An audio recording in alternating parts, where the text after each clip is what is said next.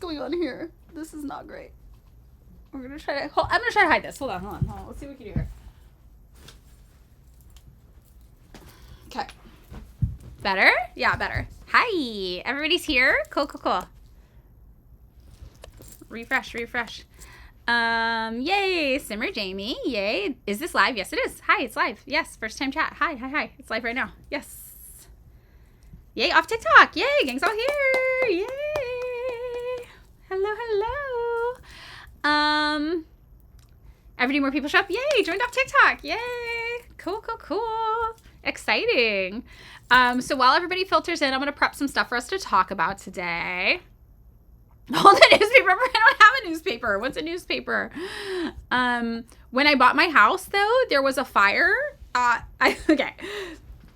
I live in Atwater Village in LA. If you guys know it, it's like a cute kind of bougie neighborhood. I don't live in the cute bougie part of it. I live in North Atwater, which is I feel more normal. To me, it feels more normal. Certain parts of Atwater are really fucking nice. I live in a normal ass part of Atwater. There's like apartment complexes around me and shit. So it also is next to a recycling center, a like dumpster, and like a shit processing plant. And the recycling center, sometimes things will catch on fire. And so the day that the mortgage company was supposed to approve our loan for our house, the recycling center caught on fire. And so our real estate agent had to go stand in front of our house holding that day's newspaper as proof of life for our house that it hadn't burned down in an LA fire, which I think is pretty funny. Good morning. Chairman Fork in bed. Hello. Okay. So, so you need something readily, easy to show if Kim Jong-un is in charge. Well, they have something called triumvirate leadership. It's a 3-way leadership process. Very sexy. So you have to ask what they think by head. Most Americans think head of the executive branch is your leadership. And that's Pak Dae-sung. He's the head of the executive branch of their government. So I always tell people, Pak Dae-sung is premier. That's his job title, the premier. That's the same job title Kim Il-sung had. That was the first leadership position of North Korea. He was the first leader of North Korea. Kim Il-sung, he was the premier. The current premier, Pak Dae-sung. So, and then Kim Il-sung later in life changed jobs. He stopped being the premier and he became basically their head of state. And that's the job that Kim Jong-il and Kim Jong-un have today. But those aren't considered like when Kim Il-sung was elected premier, that was like, you are the head of the government. And so most people think of it as being the head of the executive branch, and that's Pak Dae-sung today. Yeah, Trotskyists are known for publishing a lot of newspapers. That is correct. I'm going to Politico for the news because, again, no paywall. And we're going to look up some domestic things, some international things. Oh, Iran. People want to talk about Iran, right? We can talk about North Korea, too. There's a lot of Trots on campus, and they've got a lot of newspapers. I do say the same thing every day. Yes, I do. Dark confession. I used to be a Trotskyist. I mean, I used to be Maoist. Come on. And then I was like, well, I'm just like a Marx. I'm just like whatever Marx. Whatever. We all fucking go through it, man. Anarchist and Maoist, Marxist, Leninist. Can you speak about that transition? I talked about it in the other live, though. Just the more I learned, I was like, oh. And I can tell you every single... This is the embarrassing part. There's shit when I was like, I'm just a Marxist, I'm a Maoist, whatever, that I thought I invented. Literally, there's shit I thought that was just a Madeline opinion that I didn't share because I was like, that's just a Madeline thought. It turns out it was not just a Madeline thought. It literally was Marxist-Leninism. So then when I found Marxist-Leninism, I was like, oh, I'm stupid. Literally. So that's why I say the more you read, I think all paths lead you to Marxist-Leninism. That is what I think. Yeah, you used to be Maoist till you joined a Maoist org. Yeah. we all go through it. Okay. So I'm going to look up some news stuff. Okay, we got one on here about Politico. We'll look at about Iran. God, this is going to be bad. And then for domestic stuff, we have an article about how Democrats are going to harness public anger over expired Obamacare subsidies. It's kind of boring. Is there anything domestic? First time chat. Watch my legs. The Twitter malice are wild. The Twitter thing's wild. I've said this before. Twitter's the only place where somebody will have their identity politically in their in their bio. It'll be like Marxist, Maoist, blah, blah, blah, third world, blah. And they'll have like 80 different qualifiers for this really specific fucking ideology that's a subset of Marxism. And then you'll talk to them about a basic Marxist principle and you'll be like, holy shit, have you not read Marx? And these are people who've never read Marx at all. And they're like, their whole ideology is having this really niche political subset of Marxism. And you will learn very quickly they've never read Marx. That's what's happening on Twitter. Twitter's wild. It's a wild place. You made it. Yay. Reverend Jero, 7. Permanent revolution. Correct. That's correct. Okay, so the Mamdani era begins. We can talk about Mamdani. Should we do that? Mamdani in Iran. Those will be our domestic and our foreign. That could be good. And then something a little light theory. Oh, maybe we could talk about the Marxist-Leninist critique of the Khmer Rouge. I could pull it up here and we could go through it. Zoran time. Yeah, I need like a button, like one of those old school like radio shows where you hit a button and it's like brr, brr, brr, like it makes a noise. We need like Zoran time or something like that. Yeah, Mamdani's his speech was commie pilled. I didn't see his speech, full disclosure. So we're gonna talk about it together. Cambodia. Evening cleaning, morning stream. Yay. You want to read it, but it's so dense. I get it. I totally get it. You see a lot of your mutuals defending Khmer Rouge and Pol Pot. Their heart's in the right place. I do think that. I do think their heart's in the right place. And I understand why. And it's like so many lies about so many political leaders all the time that are communists. We're encountering lies about communism left and right. And we are encountering lies about the Khmer Rouge and Pol Pot. Sorry.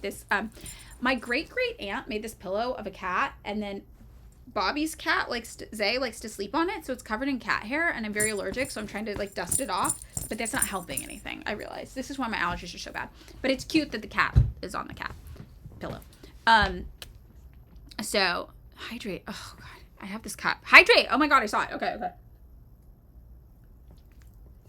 Hydrate.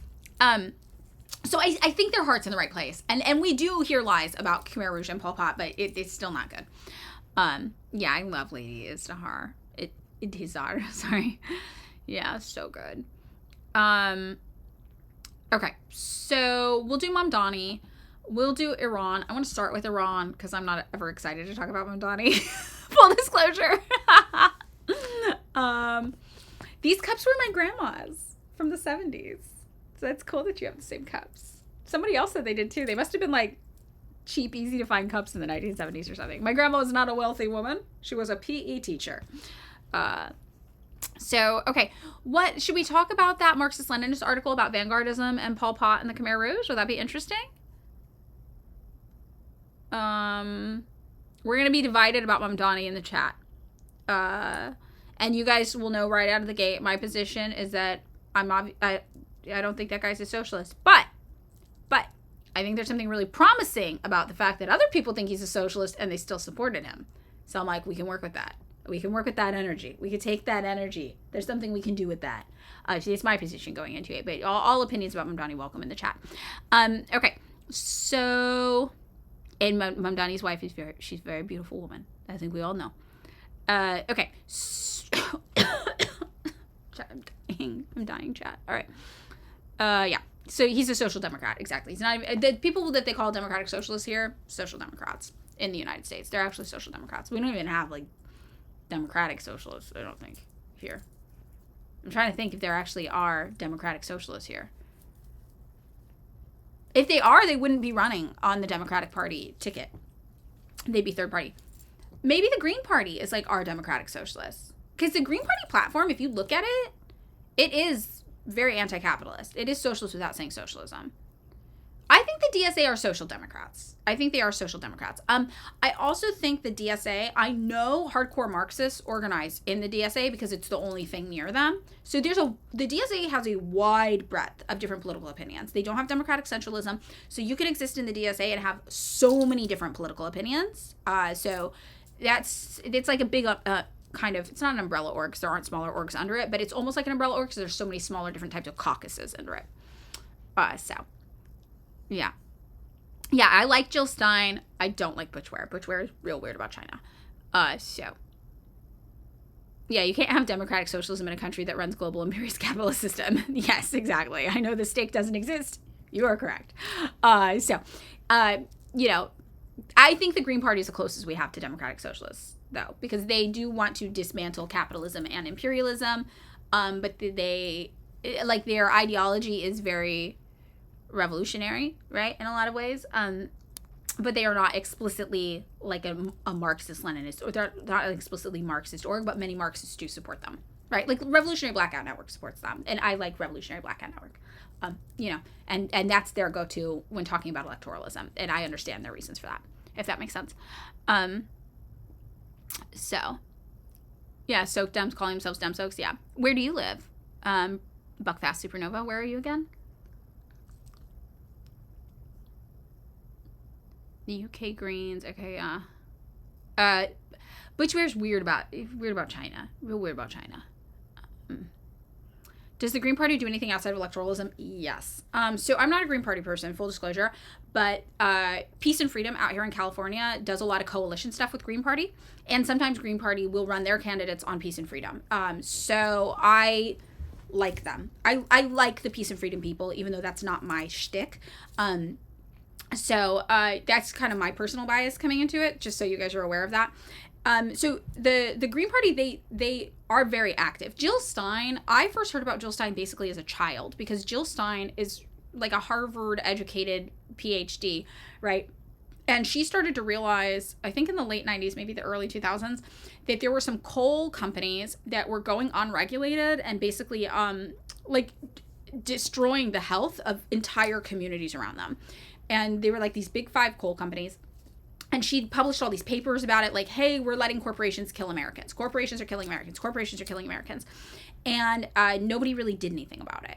And these are like, good art. You can still look them up, actually. Maybe I'll do a screen share and we'll look it up. Hold on. Screen share. Let's look up Jill Stein environmental papers. And because nobody really did anything about it, then she started getting really involved in activism. So I remember seeing this woman on my TV screaming about, here you go, 2008 this one was, but she was talking about this before 2008 as well. So this is a paper she wrote about environmental threats to healthy aging with a closer look at Alzheimer's and Parkinson's. She's one of the writers on this, and she's an MD, she's a doctor. And she did attend, I believe, Harvard, if I remember correctly. So she writes these papers, but she does field work, etc. I feel like this was, let's see. Is this, oh fuck, is it like this? It's like this. Yeah. So this is her like helping other people do their things about environmental activism. This is what I kind of feel like it was more like 1999-ish. Stuff like this. Oh, she's not in this one. It's not, maybe it's formatted differently. Oh yeah, 1997. I think this is her. So yeah, basically she was doing a lot of this work, and then she started doing activism work. She started doing protests. She was trying to actually get new legislation passed to regulate these corporations, and that's what led to kind of the Green Party coming into existence. So yeah, they do like that kind of work, environmental stuff, legislative advocacy. I think if I remember right, she actually got some laws changed when I was like a kid too. Jill Stein legislative change. This is so dumb. People make up all sorts of weird shit about her. Big 5.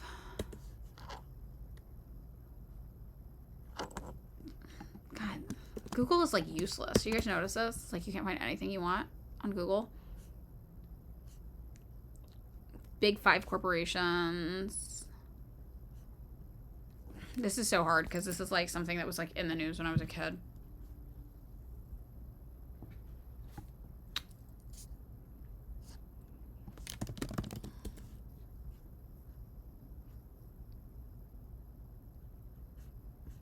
Let's see what the sources are for the 2024. Maybe there's people talking about it in historical context.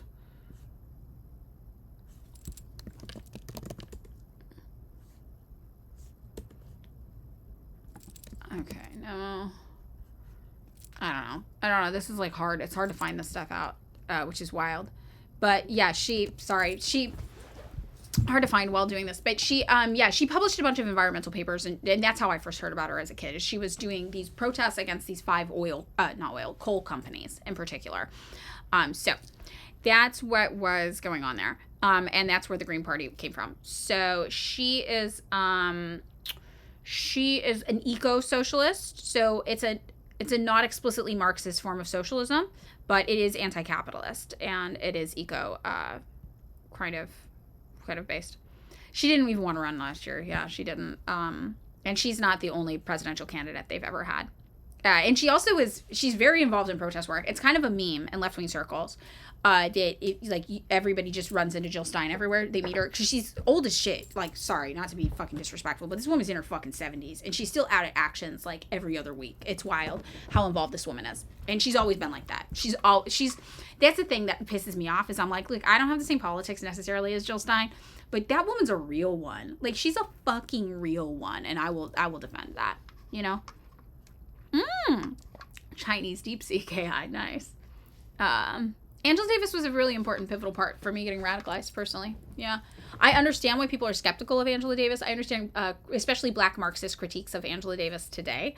I think Margaret Kimberly has some, actually. Let's see what she says. I'm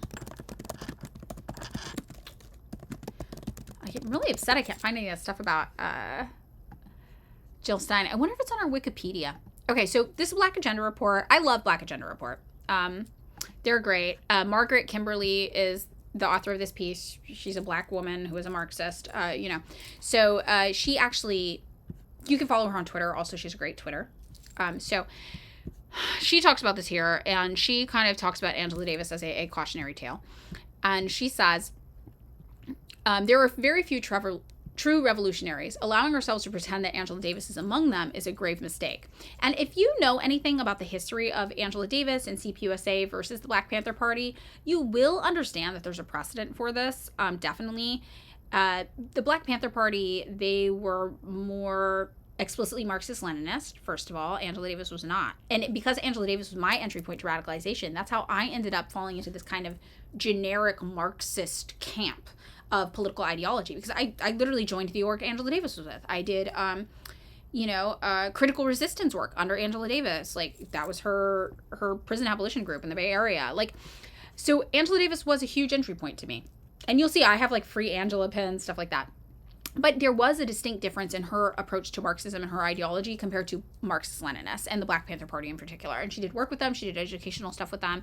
But one of the biggest differences is that Angela Davis was classier, I guess, than the Black Panther Party, if that makes sense. Black Panther Party, these were like rough and tumble kids on the streets. You know, they were teenagers. They came from, very low socioeconomic backgrounds. Angela Davis has a very, very compelling history. You read her autobiography and you don't cry at the thought of her dad going out to stand on the front porch with a gun to protect his sleeping family inside from the KKK cops who were trying to burn down their house. Like, you have no soul. Like, if you read that and don't burst into tears. But her upbringing, she was able to go to college in Germany. She was able to travel. She was able to attend college. A lot of Black Panther Party kids, they were going to community colleges. They were going to these public schools, if they were going to college at all. They were very, very young. It was a different kind of experience. And they even were like, oh, if we could get Angela Davis to be Black Panther, like, that would elevate our party because she's like classy. And she was like, these people are too rough around the edges for me. There's some misogyny going on in the party, which was true, and to their credit, they did work to address that. But she got accosted by like a drunk, violent Black Panther Party member, and he was screaming at her, right? Because she had a different org that also had Black Panther in the name, and so she was like, oh, these people are kind of like, they're wild cards. And if anybody of you grown up in a place like that, like, I come from Fresno, like, that's the energy of these places. Lots of things I do that I think are very normal. People who come from kind of classier upbringings, right, they think are scary or violent or overwhelming. And there's just different standards of normalcy that exist in certain communities. And to her, she was off-put by a lot of the stuff that seemed really normal to the Black Panther Party. I ended up aligning myself more politically with the Black Panther Party, because probably I didn't have like a classy upbringing like that. But Angela Davis was a huge point in radicalization. Is CPUSA the same moral value as ACP? No. no, I would say they're more liberally, but they don't hate gay people and shit like that. They're not that weird. You don't sound dumb at all. That's the kind of the basis you need to understand for Angela Davis's position in California communist history, right? If that makes sense. So we're going to go into this. So, so Margaret Kimberly is also a Black woman socialist. She has a great Twitter. She's not Kimberly is what I've typed. Great. Good job, Madeline. This is her. She's great. She's on Twitter. You can follow her here. I follow her on Twitter. I think she is awesome. Following. See, she's great. So this is the woman who's writing this piece about Angela Davis. She is a Black communist. And she's with Black Agenda Report. So she says, this is an Angela Davis quote, when we engage in electoral politics, it can't just be because a particular individual is running for office. It is to enlarge the terrain of mass struggle, to guarantee a space for the trade union movement to win victories, for the women's movement to win victories, for people of color to win victories, for working and poor people to win victories. So Margaret Kimberly says, Angela Davis is certainly correct in speaking these words. They are an important reminder of how we must view and relate to the electoral process. But unfortunately, she followed those remarks with highly questionable assertions, which put at risk all that she says she seeks to achieve. Davis has a habit of engaging in some very grave contradictions, which we have analyzed over the years here at Black Agenda Report. In 2012, Angela Davis felt compelled to give fulsome praise to Barack Obama, including claiming that his rise to presidency showed a connection with the Black radical tradition. This false statement was quite alarming, as Davis ignored the obvious that the Obama campaign was a creation of a neoliberal and imperialist elite who needed a more attractive face in the moment of a crisis. Our late comrade Glenn Ford observed that the delusional effect that swept Black America with the advent of the first Black president has warped and weakened the mental powers of some of our most revered icons, and it has been painful to behold. It is inexplicable that Davis would claim that Obama emerged victorious in 2008 despite the power of money. Obama raised $750 million in his presidential campaign that year. His war chest was so full that he was able to reverse his pledge to seek public campaign financing, unlike his opponent John McCain, who raised a mere $238 million from donors and $38 million in public financing. Surely Dr. Davis was capable of researching the same easily accessible information, yet she insisted on making claims that are plainly untrue. Davis's recent comments diminish her and show that she has become just another acolyte of the Democratic Party policy. It's not just about electing Kamala Harris. It's about opening space for those of us who are more radical than Kamala Harris to put an anti-capitalist and anti-racist programs forward and increase the pressure for change, especially in the first place when it comes to the genocide being inflicted on the people of Palestine. Her comments border on outright delusion. Kamala Harris brags about the Republicans who support her and welcomes an endorsement from Dick Cheney. She pledges to include a Republican in her cabinet while saying nothing about including more progressive Democrats. How would anti-capitalist and anti-racist programs be put forward under such an administration? This columnist advised ignoring Davis altogether when she declared support for Hillary Clinton in 2016. I'm not so narcissistic to say that I wouldn't vote for her. But I want to include here, I again used to be in CPUSA, and part of the thing that I was like, oh, this is real fucked, is how much they encourage just voting for Democrats. They no longer do that. That is a recent announcement following the 2024 elections. They announced they would no longer be doing that. But she was part of CPUSA for many years, and this was a CPUSA line as well. So this is a specific type of non-denominational communist that does support voting for the Democratic Party. They are not Marxist-Leninists in CPUSA. The defensive and embarrassed tone of the comment was obvious, as if Davis couldn't bring herself to be clear about her choice to vote for the war criminal who destroyed Libya and insisted that Haiti redo an election in order to get her desired result. Again, in 2024, Davis talks out of both sides of her mouth, stating that she is still a communist and declaring, we have to challenge capitalism. It is the enemy of all progressive movements and struggles in the world. Indeed, we must, but that certainly can't happen while simultaneously supporting Kamala Harris, who pledges no opposition to capitalism and who is, therefore, by Davis's definition, unworthy of support. As Black Agenda Report has pointed out many times, Kamala Harris is the latest mediocrity to grace the political sphere, put forward by rich donors hoping for a new Obama effect. She's neither intelligent nor talented in any way. Her milquetoast liberalism has given way to right-wing policymaking, giving slight nods to reproductive rights or other issues that are bright red lines for millions of people. But Davis also showed herself in 2020 when she was strangely thrilled by the choice of Harris as Joe Biden's running mate. She supported Biden and Harris, despite calling them both problematic, while concluding it really is a question of who we will be able to pressure. There is no evidence of Angela Davis doing anything to pressure Biden or Harris on any issue. The failure of political imagination afflicts the casual voter and the erstwhile radical icon too, who pop up in election years to declare their surrender to the forces they otherwise claim to oppose. No one is above reproach, regardless of their history. Those who remember the days of the Free Angela movement may be stunned by her ongoing slide into political irrelevancy. Yet that is the position that Angela Davis has chosen for herself. Now she offers empty nostalgia, political confusion, and cautionary tales about heroes with feet of clay. It seems that ignoring Angela Davis is still the sensible decision. So Margaret Kimberly again wrote this, the author of Prejudicial Black America and the Presidents. And she has a Patreon, Twitter, Blue Sky, etc.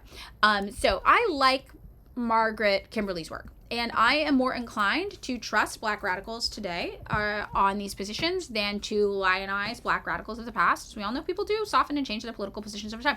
Heck, some Black Panthers became full-on conservative weirdos later in life, right? You have to judge people where they are today, not where they were. So, yeah, my take on Angela Davis is that she was hugely instrumental in, radicalizing me, radicalizing many, many, many people. Her early works are essential for the movement. Still to this day, to I think Women, Race, and Class is a necessary reading for everybody. But I'm also not going to ignore the very obvious truth that other Black radicals are pointing out, that her positions on supporting Democrats have been problematic for the radical movement, for the left-wing movement, kind of. And that's happened a lot. Yeah. Exactly. Jeannie, first time chat, so correct. She backed Obama in 2012, Hillary in 2016, Kamala in 2024. Exactly. Entryism, exactly. No Border 01, first time chat, correct. I think that she is a great resource for people getting into things. And I think what the Black Panther Party saw in her, where they were like, this could be a win for us because she can talk to people in a way we can't. I think that still reigns true. She has a doctorate. Certain types of people, especially people with liberal proclivities, will be more inclined to hear information from her and trust it, which is both a blessing and a curse. If they're reading her early work, it's a great entry point. If they're listening to what she has to say now, it can be de-radicalizing. And so I think that's important to keep in mind. Greetings, comrades. Yes, hi, first time chat. Hello.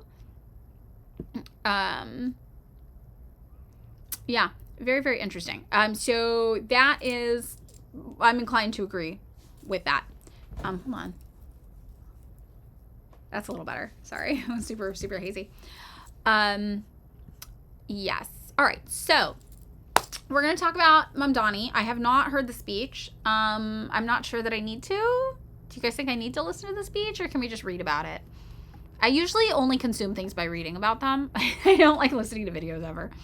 People who know me know this too. Like, you don't send me a voice note. Like, I only consume things by reading them. Okay. I'm not going to.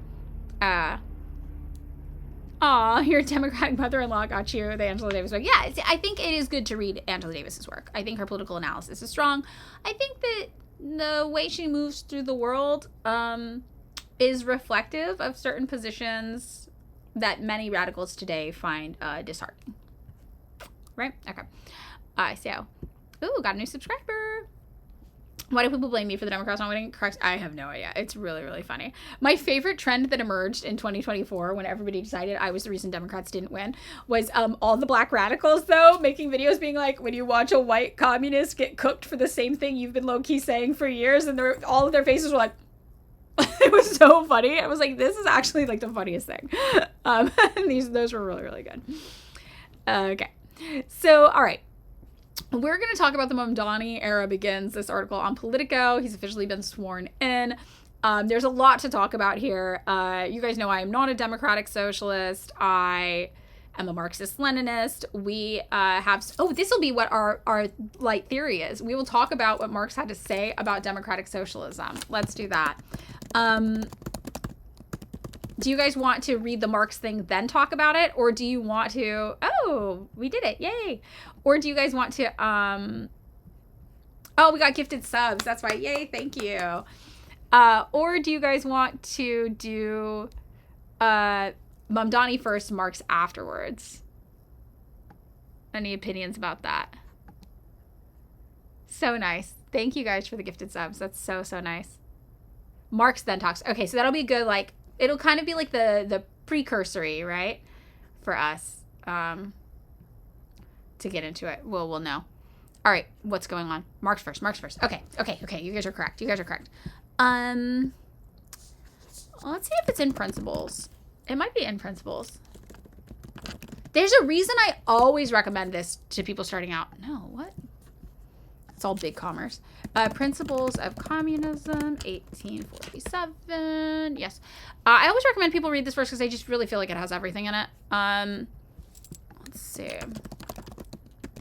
Yes, it does. Oh, this is the entry-level text. Okay, if you guys have not read Marx, Principles of Communism, 1847, I always recommend this. I recommend this above Communist Manifesto. This was like an early draft of a text that later became the Communist Manifesto. It didn't get released till years later, but I still recommend it to people. I think this is the one. This is the one. I did make a Marx emote, but you have to pay. It's like a tier 3, but it's pretty good, actually. I think it's pretty good. But I didn't realize how expensive the subscriptions were when I made the emote, so maybe I'll move them around. It's pretty good. So yeah, Principles of Communism, I really recommend. I think it's an easy read. It's pretty fast. It's set up like a Q&A, basically with yourself. It's like a Q&A or with Engels or Marx, you know? So there is a section we're going to read first. It's section 24. And this one with that Santa hat. How do communists differ from socialists? Perfect intro, right? Yes. First time chat. Tin Man Zach, yes. Mm-hmm. The so-called socialists are divided into 3 categories. Now, you guys might remember, Marx used the terms communism and socialism interchangeably. Engels was the one who kind of tidied it up and was like, oh, there's like lower stage, there's higher stage. Back in my day, we had letters in between Marx and Engels that we referenced where Engels was like, we're just going to call the lower stage socialism and the higher stage communism. I can't find those letters online anywhere else today. There was a copyright claim against some of the Marx and Engels letters, so I'm not sure if that affected it. So younger people today will just continue to use socialism and communism interchangeably, as will some older people who are doing it strategically to try to lure in liberals. So, you know, it's a bit confusing to say who are the socialists. Marxists are also socialists, but these would be specifically people who are non-Marxist socialists that he's categorizing in this section. So first up, he says reactionary socialists. And I think this is an Engels text, actually, if I'm correct. I might be wrong. It is Engels. Yeah, it says it at the top. Sorry. Engels. So this was Engels, not Marx in particular. But, you know, our guy, our bitch. Yeah. So, Principles of Communism contains the actual definition of communism. Yes. Conditions necessary for the liberation of the working class. Agree, Virgo. Agree. And that's one of the biggest things I had to change. I used to be one of those people who would say classless, stateless, moneyless society. But that was more, I was using it strategically to tell people, like, you actually, like, don't understand what communism is or isn't. But it ended up, I realized that people were using that to basically dunk on communist projects for being like they haven't achieved high stage end goal communism, right? So they're not actually communist. And I was like, oh shit, that's how people are using that? That is wrong. That is incorrect. These are communist places. They are doing communism because, as Virgo said, the more accurate definition is the conditions necessary for the liberation of the working class. So that is something, if you go back in my old videos, I even made that mistake. I do not recommend doing that though, because people use that rhetorically in very stupid ways to be not very you know, eloquent about it. They use it goofy ways. So I don't recommend doing that. So you'll see I used to do that. I don't do that anymore. I think that this is correct. The better definition to use is the conditions necessary for the liberation of the working class, as Virgo said. Great. Yeah, that's a symptom, not a goal. This is also something really, really good. And the thing we talk about, when we talk about, sometimes anarchists or liberals will be like, well, don't communists and anarchists have the same goal, which is for the state to wither away? When we talk about that, we need to remember that wasn't the goal of Marxism. Oh my gosh, Ghost in this house, thank you. Wow, more gifted subs. Oh my gosh, New Year's gifting. So nice. Thank you. This is so nice. So everybody get the gifted subs. It's very, very nice. And yeah. So what were we saying about the, oh my god, I got off track because I was like, this is so nice. Communists do give gifts. We were talking about something with the definitions, the conditions. With anarchism. Is that communists, like Marx didn't say that the goal was for the state to wither away. Marx speculated that if every country in the world became communist, probably the need for a state would wither away. That doesn't mean that's our goal. That doesn't mean that's our intention. That doesn't mean that's something we're working for, or that we structure our societies around, right? That's not the goal. So that's the important distinction. He speculated it probably would one day, hundreds of years in the future, if every single country on the planet was communist. It's not the same thing as being like, and that is an essential priority we must work for, right? So, yeah, everybody, we got Comrade Claus going on. Everybody's being really, really nice. Thank you. State withering away was not the goal. Oh, you know what? I need more water, though, to do the hydrates. Hold on. Come with me, everybody, before we get into this. We're going to the kitchen. I will say being on TikTok has taught me more about what language is useful and not useful to use when talking to people. And it has shifted how I talk about things a lot. You can also see the moment I changed parties on TikTok based on what I said because of my party alliance being different. Which I think is funny and not bad. I think it's kind of good. But yeah, I've learned a lot on how to talk to people. So, and I have, one of the things I have learned is that classless, stateless, moneyless society thing, to me, I used to be like, well, you know, it's kind of like, sounds positive to people who are afraid of communism, so maybe that's useful, but it also was like, well, you don't actually know what communism is. Let's talk about it. But it is not. It is not actually useful, is what I've come to learn. It is not useful. We should not use that term. Oh, no. Am I getting waterboarded again? Oh, fuck. You guys are waterboarding me again. Okay, I have to count them. 1, 2, 3, 4. Now I'm on Ghost in This House. 5. Okay, Amazing 9600s. 6. Oh my god, you guys. Mother Dyer. 7. Hummus Guzzler. 8. Minx Frizz. 9. Siredoos. 10. Oh my god. Chinese mustard. I made them too cheap. I do need to make them more expensive. Hold on. Red bread. Oh my god. And I have a posture check. Okay. All right, we're back. If you stop at 10, we waterboard you. Okay, thank you for coming. Yeah, I feel obligated. I'm going to do it, though. This is the most water I'll drink all day. I think it's funny. All right. Yeah, I'm catching up from the childhood of Mountain Dew. So true. So yeah, I do feel like I've learned a lot about the rhetoric that's useful and not, and I think that the moneyless, classless, stateless society, not useful. Dude, we don't need to use that. And I did it, and it did not work out. You'll see a lot of trial and error in me learning what works to talk to people. Okay, so, all right, we're going to talk about Principles of Communism, 1847, Section 24. How do communists differ from socialists? Again, if you're just joining in, this is our pretext to discussing Mamdani. Flush out all my electrolytes. Baja Blast token, yeah. Okay. So the first category we're talking about is reactionary socialists. And Engels says, the first category consists of adherents of a feudal and patriarchal society which has already been destroyed and is still daily being destroyed by big industry and world trade and their creation, bourgeois society. This category concludes from the evils of existing society that feudal and patriarchal society must be restored because it was free of such evils. In one way or another, all their proposals are directed at this end. And I want you guys to think about, do you have any examples in mind of today's reactionary socialists, who they might be? Oh, yay. Thank you for subscribing. Sam Jack, Mike from PA recommends us. Okay, yay. Awesome. Thank you. Thanks for subscribing. Dugan. Yeah, I think Duganites, this is a great example of that. This category of reactionary socialists, for all their seeming partisanship and their scalding tears for the misery of the proletariat, is nevertheless energetically opposed by the communists for the following reasons. Number 1, it strives for something which is entirely impossible. Hype chest. Oh, hype train complete. What's a hype chest? I'm sharing it. I don't know what it is, but I'm sharing it. LaRouche. Yes. ACP. Yes, I think this is true. Breakfast Supernova. I agree. Always weirds you out how it was written so long ago, but it could have been written today. And this is the thing, or yesterday. Yeah. This is the thing too. We say it's like a lot of these fights were solved when communists are like, just read about it. It's like, we did it. We solved it 100 years ago. We don't need to do it on, what did we win? I don't know. It says hype chests are on the way. What does that even mean? What is it? This is what popped up in my thing automatically. Choo choo. And this. And I just hit enter. What is it?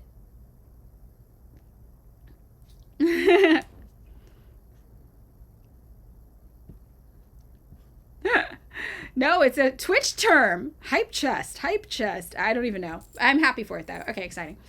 Oh, okay. We unlocked a new emote. Okay, cool. Yay. All right. Well, there it is. It's this person eating popcorn with blue hair. Cool. Nice. All right. So, yeah, a lot of the stuff that we argue about today, it's already been resolved. People were arguing about it 100 years ago. So these reactionary socialists, Engels says, 1, they strive for something that's totally impossible. Marx did fail to account for hype shots. That much is true. And second, seeks to establish the rule of aristocracy, the guild masters, the small producers, and their retinue of absolute or feudal monarchs, officials, soldiers, and priests. A society which was, to be sure, free of the evils of present-day society, but which brought it at least as many evils, without even offering to the oppressed workers the prospect of liberation through a communist revolution. And three, as soon as the proletariat becomes revolutionary and communist, these reactionary socialists show their true colors by immediately making common cause with the bourgeoisie against the proletarians. So true. And this is kind of what we see also, I would say, with the ACP, how they're like, baristas aren't workers, right? People who dye their hair weird colors aren't normal. They have this idea, this antiquated idea of the American working class as being like a white guy from Wisconsin with an axe. Like they fail to account for the reality that the working class today does include baristas. Sorry. It includes gay people. It includes people with weird dyed hair. Like it includes all of these things. That is the true nature of the proletarian. But their ideas about what the working class actually is are very on par with like what MAGA ideas of people should be like, right? It's very like, this is socially acceptable and this is what we're fighting for. I would say also these reactionary socialists, maybe some like anarcho-primitivism it falls into this category, but in a different way, right? The anarcho-primitivists are pro-freak, which I like. But I think they do also seek to go backwards to this backwards time, right? Technology is the problem. Like if we live on these like collective farms, that'll solve all the issues. And I think they could fall into this as well, which is interesting. So the second section he talks about is bourgeois socialists. So the second category consists of adherents of present-day society who have been frightened for its future by the evils to which it necessarily gives rise. Oh, Amish communism? Yes. As a gay former barista that now works in construction, I can confirm that a barista works harder. Yeah, I imagine. Construction is a hard job, but I get into these fights with my partner all the time because my partner's a blue-collar worker but makes a 6-figure salary. And I'm like, you don't understand. Like, I get it's hard on your body and stuff, but other workers are experiencing these issues as well. If you work for a salary as well, you're a worker. Yeah, if your living depends on a paycheck, you are a worker. Very, very interesting. So, the second category, right, of these bourgeois socialists, Engels goes on and says, what they want is to maintain this society while getting rid of the evils that are an inherent part of it. And to this end, some propose mere welfare measures, while others come forward with grandiose systems of reform, which, under the pretense of reorganizing society, are in fact intended to preserve its foundations, and hence the life of existing society today. Communists must unremittingly struggle against these bourgeois socialists because they work for the enemies of communists and protect the society which communists aim to overthrow. I would say that this is kind of like social democrats, how we think of them today, right? Like when people are like, I want socialism, like the Nordic countries. You're like, well, that's not actually socialism. This might be how we would classify them today. What do you guys think about that? Your office job messed up your back more than anything else? Yes. That's the kind of stuff I talk to my partner about. I'm like, you don't understand. Office work, repetitive motion injuries are, everybody I know has been adversely affected by them. And they don't make 6-figure salaries. They make $30K a year. Who would this be in today's political world? Yes. Thank you for reiterating. That's a good question. I want everybody to maybe think about today. The bourgeois socialists today. Who are they? I think they are the democratic socialists. I think they are, or the social democrats, social democrats. I think they are the people who strive for a Nordic model, which is basically capitalism with a larger social safety net for the capitalist residents, like in the imperial core. Oops, stretch. Yeah, people who call themselves socialists, then you say something socialist and they're like, ew, what? Something like that. Yeah, Zoran describes himself this way, Nordic model but brown. I would say this is our social democrats today. Subscription, tiniest boop, yay. No, but I am glad you did actually, because that was the question I wanted to ask as well. So we were on the same page. You got tinnitus from a call center job. Yeah, that makes sense. Bernie and AOC, I think, yeah, you're correct. That is correct. Yeah. So next up is the Democratic Socialists. And when we read the Democratic Socialists, you guys are going to notice, if you're American, that the people here who call themselves Democratic Socialists aren't this. They're not doing this. They're doing more social democracy. They're more like the bourgeois. So I would say social democrats are part of the compatible left, definitely. So the Democratic Socialists explained this here, finally, the third category consists of democratic socialists who favor some of the same measures the communists advocate, as described in question 18, not as a part of the transition to communism, however, but as measures which they believe will be sufficient to abolish the misery and evils of present-day society altogether. These democratic socialists are either proletarians who are not yet sufficiently clear about the conditions of the liberation of their class, or they are representatives of the petty bourgeoisie, a class which, prior to the achievement of democracy and the socialist measures to which it gives rise, has many interests in common with the proletariat. It follows that in moments of action, the communists will have to come to an understanding with these democratic socialists, and in general to follow, as far as possible, a common policy with them, provided that the socialists do not enter into the service of the ruling bourgeoisie and attack the communists. It is clear that this form of cooperation in action does not exclude the discussion of differences. So, for the democratic socialists, these would be people who are like, we can vote our way into socialist reforms, but we don't need a full-on revolution, probably. And you might have things in common with them. You might want some of the same things that they do.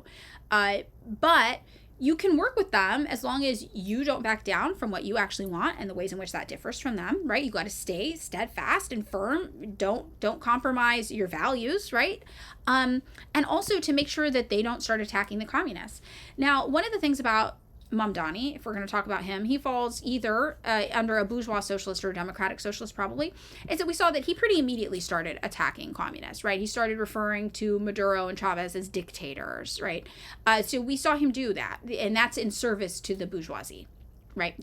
That serves the bourgeoisie. That serves their interests. When we repeat these talking points about communist leaders being big, scary, evil dictators, that serves, what the bourgeoisie wants to do. That serves Donald Trump wanting to go abduct their oil tankers and do a ground invasion to secure access to cheaper oil there and do regime change. That's in service to that, and it is an attack on communists. And we need to stand up for other communists, right? Inspired by Lady Istihar. So this, I think, is very, very interesting. So, we're thinking about these things as we talk about Mamdani. And I want to say I'm human. I understand that humans get excited. My partner in New York is a socialist, a communist, and is very, very skeptical of electoral politics. And even they were like, damn, like the energy, the vibe in New York is positive. Like, it's hard not to get Mamdani pilled here. It's hard not to get wrapped up in this and think maybe something good could happen. Like, everybody hated Eric Adams. Like, it just feels good. And I understand that perspective. People want to be able to just feel good about something, like something could happen. But as my partner even said, it's like, I'm sure this guy's fucking full of shit, though. He's running as a fucking Democrat. He's probably full of shit. Like, even if he wasn't full of shit, what could he actually get done? And that's the truth. That is what's going on with him, right? So people are excited, and it's hard because as Marxists, we want to capitalize off that excitement. Capitalize, right? If possible, we want to be like, oh, you're excited about these ideas. We want to give you all these things and more. And it's difficult because we'll alienate people if we're too critical of Mamdani sometimes. But our instinct is to be like, this guy he's fucking attacking communists. He's justifying a ground invasion of Venezuela. Like, wants to bring people back to voting for the Democratic Party, who's a spoiler party here to ensure left-wing politics do not take hold. Like, what is this guy materially doing to advance our movement? And that's kind of the conflict we find ourselves in talking about Mamdani in this current time and other democratic socialists. This is the same conflict I ran into talking to people about Bernie Sanders back in the day, 2016. And we ran into it talking to people about AOC as well. So these, the people who call themselves democratic socialists in the United States, this is the contradiction that presents from that we need to find a way to work through, right? This, though, thinking about how Engels kind of broke apart these socialists, it's going to be a good exercise. And at the end, we'll ask, do we think Mamdani is, I think he's not a reactionary socialist. I think we do that. So do we think he is more of a democratic socialist or a bourgeois socialist? And the bourgeois socialist, I think, is who we would identify as social democrats today. Yes. Mamdani has said, let's look up the Mamdani quote.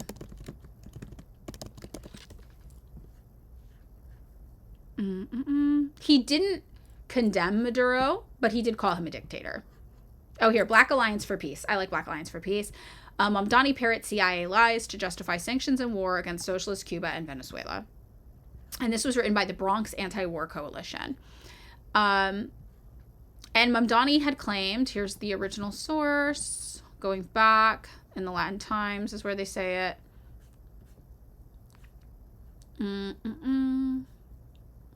Where's the quote? They don't have the full quote in here, do they? Oh, yeah, here we go. Why? Make it go away. It's the largest ad I've ever seen. Okay, this is unreadable for me. I'm sorry, I'm not doing this. I do need ad blocker. You guys keep saying this. You're right. So here they say, Mamdani's recent claim that Nicolas Maduro and Miguel Diaz-Canel are dictators suppressing free and fair press is not merely false, it is imperialist disinformation straight from the CIA's playbook. By regurgitating U.S. State Department propaganda, Mamdani sanitizes Washington's illegal sanctions, which have killed over 40,000 Venezuelans since 2017 by denying food, medicine, and fuel. His lies lay groundwork for Trump's threats of military invasion and Marco Rubio's calls for violent regime change, proving his loyalty to empire over truth.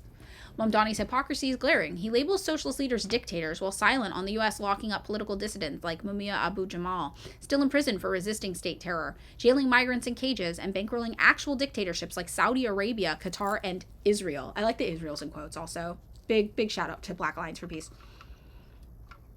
His racist double standards weaponize human rights only against the anti-imperialist global south, framing Cuba and Venezuela, nations with robust multi-party elections and historically high voter turnout, as dictatorships to justify their strangulation. Meanwhile, the U.S. spends billions rigging foreign elections, coups, and crushing free speech through corporate media monopolies. Cuba and Venezuela's crimes, guaranteeing free healthcare, housing, and education despite brutal U.S. sanctions. Maduro's government defeated a U.S.-backed coup in 2019 by mobilizing millions to the streets. Diaz-Canel was elected with 86% of Cuban voters backing the socialist project. I also want to add in 2019, I think that's when Russia showed up with airplanes outside of Caracas and were like, we heard you were in need of bilateral negotiations to scare away the United States. So when leftists are not full hater mode on Russia, like, we understand they're not Marxist. We know that. We're not stupid. We don't think they're the ideal internal government system we would want. But that's the kind of shit that we're like, they are the counterbalance in the current multipolar political landscape needed to help protect smaller countries from American imperialism. And they do. And we don't hear about that in the West, but they do. To claim these leaders jail opponents erases context. U.S.-funded operatives in both nations actively sabotage infrastructure and plot assassinations. No nation should ever tolerate foreign-funded violent destabilization. Mamdani embodies a critical truth. White supremacy and imperialism come in all colors and religions. As a Muslim man, he cynically weaponizes his identity to deflect criticism, portraying dissent as bigotry, while advancing policies that uphold the same marginalized identity masks his role as a propagandist for imperialist violence, akin to Muslim CIA agents torturing detainees at black sites, or Hindu nationalists genociding Muslims in India. If he truly opposed empire, he'd condemn its sanctions and wars, not parrot its lies. Mamdani cynically claims to focus on New Yorkers, not foreign policy, while ignoring that Venezuelan migrants fleeing U.S.-induced starvation are New Yorkers. His crocodile tears for democracy exclude those whose lives depend on ending sanctions. This is the essence of social democracy. Bernie Sanders cheered regime change in Bolivia. AOC funds NATO's genocidal wars, and Mamdani now joins them in laundering imperial violence through progressive aesthetics. Bronx anti-war explicitly warned voters to reject Mamdani during his primary, precisely because his democratic socialist branding masks Zionist imperialist allegiances. Now as he inches towards power, liberal backtracking is too little too late. Mamdani's role is clear, to legitimize U.S. aggression abroad while tokenizing oppressed communities at home. Electoralism will never dismantle empire. It is empire's pressure valve. Bronx anti-war urges New Yorkers to reject Mamdani's lies and all U.S. politicians who serve capitalism's death machine. Solidarity means direct action. Shut down ports, shipping arms to Israel, occupy offices enabling sanctions, and build dual power in local communities rooted in revolution, not ballots. So that is the outlook of Black Alliance for Peace and Bronx anti-war in New York, right? So those are radicals in a predominantly POC neighborhood in New York. So that's what's going on there. What are my thoughts on Mamdani saying that Israel has a right to exist, but as a state with equal rights? I mean, I think a two-party solution is still Zionism. That is still occupation. That is still Zionism. Two-country solution, not two-party solution. Two-country solution. That is still Zionism. That was like a Freudian slip because both parties want that. I think it's one state solution, and the state is Palestine, as it should be, right? Just like Rhodesia fell, Israel must fall. So this is all of our backstory when we look at what it means for the Mamdani era to begin. Now, I'm a Marxist-Leninist, right? So that means that I do participate in electoralism, but the same way Lenin did, which is that I know you can't vote your way out of capitalism. I know you can't vote your way into socialism. But when Lenin talks about this in, we'll pull this up too. Left-wing communism and infantile disorder. Let's see. Oh, should we participate? Where is it? Yes, should we participate in bourgeois parliaments? This is what Lenin talks about with electoralism. So he says, I'm looking for the section.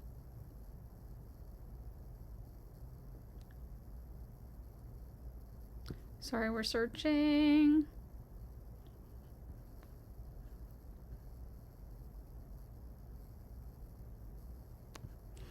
Sorry.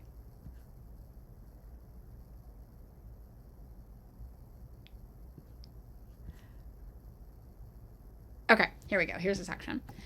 The conclusion which follows is absolutely incontrovertible. It has been proved that, far from causing harm to the revolutionary proletariat, participation in a bourgeois democratic parliament, even a few weeks before the victory of a Soviet Republican after such a victory, actually helps the proletariat to prove to the backward masses why such parliaments deserve to be done away with. It facilitates their successful dissolution and helps to make bourgeois parliamentarism politically obsolete. To ignore this experience while at the same time claiming affiliation with the Communist International, which must work out its tactics internally, means committing a gross error and actually abandoning internationalism indeed, while recognizing the word. So, he basically goes through this and talks about how, even though we know electoralism is bullshit, we have to participate in it. And what he says is that it becomes a way to show the masses the limitations of the electoral model under capitalism. Now, so the communist position on this is basically don't run as a Democrat. Don't temper down your message. Don't water down your message. The point of participating is to have your whole message heard, right? That's why. It's a mouthpiece. First time chat, I see your question. That dude Daniel, I kept hearing this morning in regards to Mamdani about collectivism versus individualism and how the former is bad. I mean, it's not going to be bad. That's very, very interesting though. But we'll get into him in a second too. So basically, yeah, this idea is that we participate in bourgeois elections not because you think we can vote our way into socialism, but because we have a track record of proving that this participation helps radicalize people. It helps everyday people who only pay attention during elections see, hey, wait a minute, I elected in this guy who wanted to do all this cool stuff for me, and he couldn't because the system wouldn't let him. Oh, so if I want all that cool stuff, the whole system has to change. Oh, I get it now. That's one of the biggest tools we have, right? So when you elect in actual socialists to positions of political power in capitalism, maybe they can actually do some things to end the material suffering of people. Oh, my thumbs up, sorry. That's how I do my number one. I should do it like this. And that would be helpful. That would be cool, but that's not the end goal, right?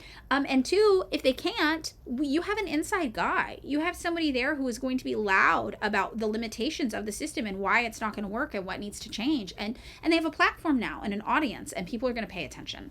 So that's kind of why Marxist-Leninists participate in elections, but we don't support Democrats. We're not going to support a Democrat because to be a Democrat, to run as a Democrat, you necessarily have to temper yourself. You have to water down your message in order to fit that thing. And that's what we don't support. We say if you have to change your political outlook, if you have to water it down, what's the point of running?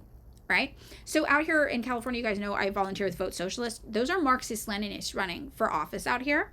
One of them is polling neck and neck with Democrats, actually, Eduardo Lalo Vargas for insurance commissioner. And we say we're running to win because we want that platform. We want that microphone. We want one of our guys up there going, this is what's going on in this system. We want that because we think that's a radicalizing opportunity for people. And not because we think we win the election and yay, we did it. Work's all done. It's like, no, that's the opportunity where we have to reach the masses. So that's the Lenin model of electoral engagement. So that's where you'll see Marxist-Leninists will sometimes, yes, support political candidates. They're not running on the Democratic Party ticket, though. And there's a reason for that. So they're running on, out here in California, it's the Peace and Freedom ticket. In other places, you'll see that's why Black Agenda Report, they supported the Green Party ticket. So it's not the Marxist-Leninists don't believe in electoralism. We believe it has different utility than most people do, though. So that's it. Hydrate. Okay, yes.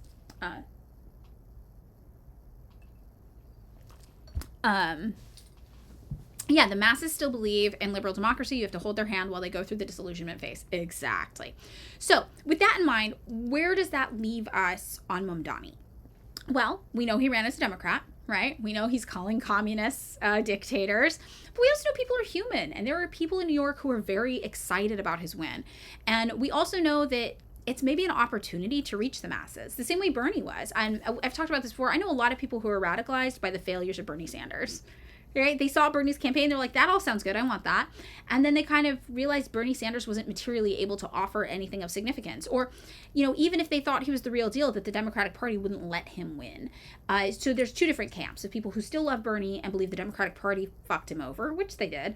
And people who saw that Bernie Sanders, despite all of his radical posturing, was still a Zionist at the end of the day, still supported a lot of U.S. imperialism, and they were disappointed by that. And these two different types of people ultimately did find themselves falling into different camps of socialism. So we know that the failures of these types of candidates can be radicalizing. And as a result of that, we don't want to alienate people who are initially excited about them, but we also don't want to water ourselves down. Like, I'm not going to pretend that I love Zohar and Mamdani, but I'm a human being. I understand why other people do. And that, again, is the challenge in how we talk about this and how we leverage this moment, right, to talk about politics with everyday people who maybe aren't super politically literate, but know the current system is not working and something has to change. So that's kind of our challenge, right? New York also has a very misleading working families party, which basically endorses Democrats every time. That's really interesting. I didn't know that. Very, very interesting. So, let's see. Does it ever disillusion us that we as communists have been actively trying to teach Americans for so long about class consciousness and it just hasn't developed? There have been different periods of progress. There were periods of time in this country where our government literally thought a communist revolution was imminent. So we have to remember that if we sometimes feel like it's not going anywhere, the U.S. government doesn't agree with us. They think that the constant threat of communist uprising is looming on the horizon. And we need their optimism. We need the same optimism that the CIA has about the threat of communism in the United States. That's what I try to remember. Okay. Let's see. Oh, wait. A Mad Scene says, if they're winning and keeping fascists out and also making the masses aware of the limits of the current elections, is that not a good thing? Is not leading somewhere? It depends. It depends. So this is what we mean when we're like, it's based on their actions. And a lot of them will say the right things, like AOC. But then you look at what she does. She's fucking funding the Iron Dome in Israel, right? And that's a woman who initially was very anti-Israel. I actually did a Twitter thread where I broke down a chronology. I can actually show this probably, of her position on Israel changing over time. Let me see if I can search for it. Okay, yeah. So I did this. I put this together for people. And you can see that for AOC on Israel, the system changed her opinions on Israel. So we see that as a limitation of the system. But then we ask ourselves, well, what was the point in voting in AOC then? Right? What did we actually get from that if the system changed her? And that was somebody who actually did have better opinions about Israel when she was elected. Most of these people don't. They're just saying shit, right? She actually did, and it still didn't matter because that was beaten out of her real fast. So 2018, AOC correctly referred to Israel as an occupying force in Palestine, positioning them as an aggressor. 2021, she initially voted against military funding for Israel, but then she succumbed to pressure from other congressional Democrats and changed her no vote to a present vote while in tears. So we see her softening, right? Number 4, we get to 2023. AOC officially condemns Hamas, showing a shift away from the belief that Palestine is an occupied territory, which would necessarily position Hamas as engaging in self-defense against their oppressors. She's now trying to middle of the road the issue. 2023, part 2. In an interview with Abby Phillips, she says she regrets her present vote, but not because she wishes she'd voted no instead. On the contrary, she says she actually should have voted in favor of funding the Iron Dome for Israel. And then in 2024, she and others voted against military aid to Israel, but made a point to state that they support the Iron Dome and they believe, quote, strongly in Israel's right to self-defense, positioning them not as an occupying force, but instead as victims of Palestinian aggression. By 2025, she voted against cutting military aid to Israel. So this is how we see this process kind of work, right? So this is a question we ask ourselves. What's the point in voting in somebody who on a Democratic ticket is going to succumb to the pressures of the Democratic Party? And I don't like AOC, but I even have to acknowledge she had better opinions about Israel and Palestine than she currently does today. And The Democratic Party got rid of that real fast, right? Real bad. So, abandon your bourgeois liberal microplastics in the chat. I didn't even see microplastics. I missed you. Oh. Yeah. Oh, this is correct what you said about what are our thoughts about Mamdani saying Israel has the right to exist as a state with equal rights? Another way of saying I support settler colonialism. Yes, correct. So, all right, now let's get into the Mamdani era begins. What does this mean? We've taken a look at what Lenin said about participating in bourgeois elections. We've taken a look at what Engels said about the different types of socialists, how we work with them, how we categorize them, what happens. We've taken a look at a so-called democratic socialist and how the electoral process of being affiliated with the Democratic Party changed them over time. Somebody that actually did have a better position on things politically anyway in the beginning when they started. So let's keep that all in mind when we talk about the Mamdani era. The Mamdani era begins. What does that look like and mean? Now, here we go. Mamdani, he had Bernie Sanders swear him in over a Quran, right? Very good optics for a certain type of person. And Virgo's reign. Virgo, you are correct. Democrats are fascist. They are not preventing fascism. That is true. They are just seeking to profit off of it. And what I try to tell people as a Californian is that Democrats are the party of money. They are the party of capital. Republicans are the party of capital and bigotry. And Democrats are just the party of capital. That's the difference. They have different bases, and they are both using their powers of persuasion to convince people with different ideals and ideas to vote in favor of capital. Republicans are like, you're a bigot. We're bigots too. Vote in favor of capital. And Democrats are like, oh my God, we're not bigots. You're not a bigot either. Vote in favor of capital. But at the end goal, it's like, it's all just vote in favor of capital. And that's their thing. They have different messaging to achieve this same goal. And that same goal is capital. And if capital benefits from fascism, guess where they're going? They're going fascism. They're like, that's fine. Whatever. So Zohran Mamdani officially became the mayor of New York City just after midnight on New Year's Eve, kicking off a new era of leadership that will be watched across the globe and have major implications for Democrats hoping to win back the House in 2026. Shortly after 12:01 a.m., Mamdani placed his hand up on a Quran held by his wife as New York State... Oh, no, it was Letitia James administered the oath of office. I thought I saw Bernie Sanders did it. Mamdani inauguration. Oh, he just gave a speech, I guess. I'm so sorry. I thought he swore him in. Misinformation! I thought he swore him in. He didn't. He just gave a speech. Okay, my bad. All right. New York State Attorney General Letitia James administered the oath of office for a job that is often called the second hardest in American politics. Watching the 34-year-old were his parents and a small group of supporters and aides who arrived via train at an ornate, decommissioned subway station beneath City Hall for the swearing-in ceremony, which will be followed Thursday by an inauguration expected to draw tens of thousands of supporters to Lower Manhattan. This is truly an honor and the privilege of a lifetime, Mamdani said. And just after having taken my oath to become the mayor of the city of New York, I do so also here in the old City Hall subway station, a testament to the importance of public transit, to the vitality and the health of the legacy of our city. Okay. The moment caps an extraordinary year in New York City politics, and one few expected would end with Mamdani walking into City Hall following the midnight ceremony to take control of the nation's largest city.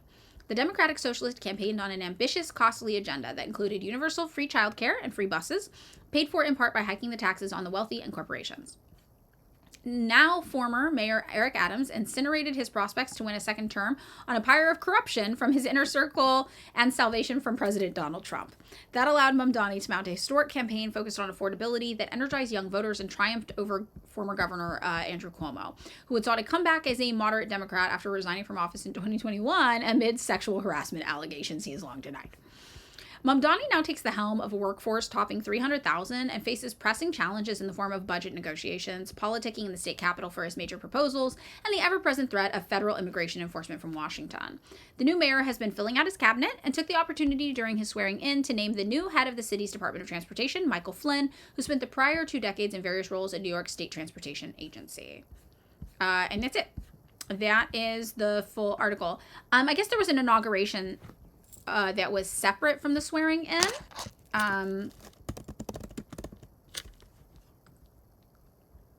Okay, well, New York Times, they're not going to let me in. They hate me. We'll do The Guardian. Free. Maybe later. I say, knowing full well I will never give The Guardian money. I You just replied to me in a Discord I'm not in? Cool. I'm everywhere. I actually matched with somebody on Hinge a while ago who was a communist, but they were like a Twitch communist. They're the ones who told me I should start streaming. And I was like, are you familiar with my online presence at all? And they were like, no, never. And then they were like, oh my God, after our first date, like everything, I see your name everywhere. Everybody's always talking about you. And it must have always been, and I just didn't know who you were. So I blocked it out. And I was like, waha, I'm everywhere. Yes. So funny. So the inauguration was different than the swearing in. So this is, what's going on here. This is just a live blogging thing. This isn't super helpful to us. Okay, now let's see what else we have. Oh! AOC introduced Mamdani. Okay, it featured AOC and Bernie Sanders. So he's really aligning himself with this group, right? Which should tell us something. Mamdani, let's see, told his according to his transition team, this is what they said. Oh, Mamdani said this. No. For the many New Yorkers who have long felt betrayed by a broken status quo, Congresswoman AOC embodies a new kind of politics that puts working people at the heart of it. I don't know anybody in New York City who loves AOC. I'm just going to say that. I don't live in New York City. My partner lives in New York City. My New York partner does. I have a New York partner and LA partner because I'm poly trash. So I don't know anybody there who's like, we love AOC, right? And my partner was like, well, you know, people are excited about Mamdani. I don't think anybody there loves that. Very, very interesting. You like the makeup for the event, that imperialist running dog. Yeah. So AOC endorsed Mamdani early in the primary, campaigned alongside him on several occasions. There were 4,000 guests, and that was before it happened. So let's see what actually happened. CNN, let's look at CNN. Lived out. Let's live out. Violet blossoms. I had a good day at home. I did nothing. But I need to start working more intensely now. Ooh. I need to get back on my work game. My actual work game. My real work game, not this stuff. So let's see. If there was any hope New York City Mayor Zohran Mamdani would inch towards the middle or appeal to moderate Democrats as he launched his administration, it vanished in the bitter January air that ushered in the start of his term. Okay, so CNN thinks Mamdani is Karl Marx, is what I'm learning here. During his inaugural address Thursday, Mamdani sought to send a clear message that the left had won the hard-fought race for mayor, and his administration is now intent on showing the rest of the country that progressive liberals can, in fact, govern. Well, at least they call them progressive liberals. That is correct. Mamdani is a progressive liberal. At a time of deep political division across the U.S., Mamdani stuck to his political identity and ideology, reminding the crowd that he had been elected as a democratic socialist and promised to govern as a democratic socialist, and castigating the politics of complacency and the political establishment for failing its constituency. It was an unapologetically progressive speech in which Mamdani framed the mainstream Democratic Party as one that lacked imagination and ambition. I would say they also lack ethics and morality, and Bernie Sanders and AOC are part of that, but okay. Then he vowed to not abandon my principles for fear of being deemed radical. I don't think we have to worry about that. It's a high bar for a new mayor who is taking the reins of a complicated city in a political landscape that often demands compromise. Before securing the mayoralty, Mamdani showed his willingness to make concessions and back away from some controversial opinions. That is true. He did. During the campaign, for instance, Mamdani was forced to distance himself from his previous criticisms of the New York Police Department and a call to defund the agency. That is true. He was. But on Thursday, the new mayor sought to dispel any suggestions he would soften his agenda. In writing this address, I have been told that this is the occasion to reset expectations, that I should use this opportunity to encourage the people of New York to ask for little and expect even less. He said, I will do no such thing. The only expectation I seek to reset is that of small expectations. Mamdani also tried to strike a unifying tone. He spoke directly to opponents and critics who remained skeptical of the 34-year-old former state assemblyman being able to run the largest city in the nation and enact an agenda many consider too liberal and unrealistic. Mamdani has proposed taxing the city's wealthiest residents and raising the corporate tax rate, a move that would require the support of the state legislature and the governor to pay for his signature agenda items: universal childcare, fast and free city buses, and enacting a rent freeze for rent-stabilized tenants. If you are a New Yorker, I am your mayor, Mamdani told the crowd. Regardless of whether we agree, I will protect you, celebrate with you, mourn alongside you, and never, not for a second, hide from you. Mamdani's focus on working-class New Yorkers was peppered throughout his speech. He spoke of taxi drivers and restaurant servers, hospital workers and subway operators, describing people who work in the shadows that often go unnoticed while struggling to stay afloat. The working class and labor movement was a central theme throughout the day. Shortly before addressing the crowd, a duo performed the Bread and Roses anthem, the title a nod to a political slogan that became a rallying cry for workers' rights in 1912. People who listen to the podcast, David has a bread and roses tattoo. That's funny. The imagery is meant to symbolize people's need for basic necessities, but also beauty. In choosing the performance, Mamdani's administration appeared to try to tell New Yorkers it was possible to have both. What's radical is a system which gives so much to so few and denies so many people the basic necessities of life, Mamdani said, quoting independent Vermont Senator Bernie Sanders, who administered Mamdani's public oath at office. Okay, so he did do the oath. I didn't make it up. I'm not an agent of disinformation. Okay, cool. Sanders praised New Yorkers and Mamdani for giving hope and inspiration to people all over the country. Mamdani's election in November sparked a debate about whether the National Democratic Party should shift leftward, focus on issues affecting the working class, and specifically target voters by highlighting affordability, especially in the upcoming midterm elections. Hours after delivering his inaugural address, Mamdani traveled to Brooklyn, where he took the first action of his administration, signing a set of executive orders focused on housing. Then it was back to City Hall, where dozens of workers still toiled in the cold, breaking down chairs and stage equipment used earlier that day. As they shuffled inside the building, Mamdani sat up behind a folding table distributing hot chocolate.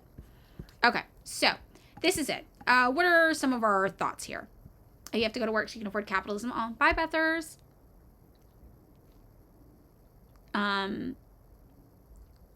Your family lives in New York City and they love AOC? Okay, all right, so there are some people. All right.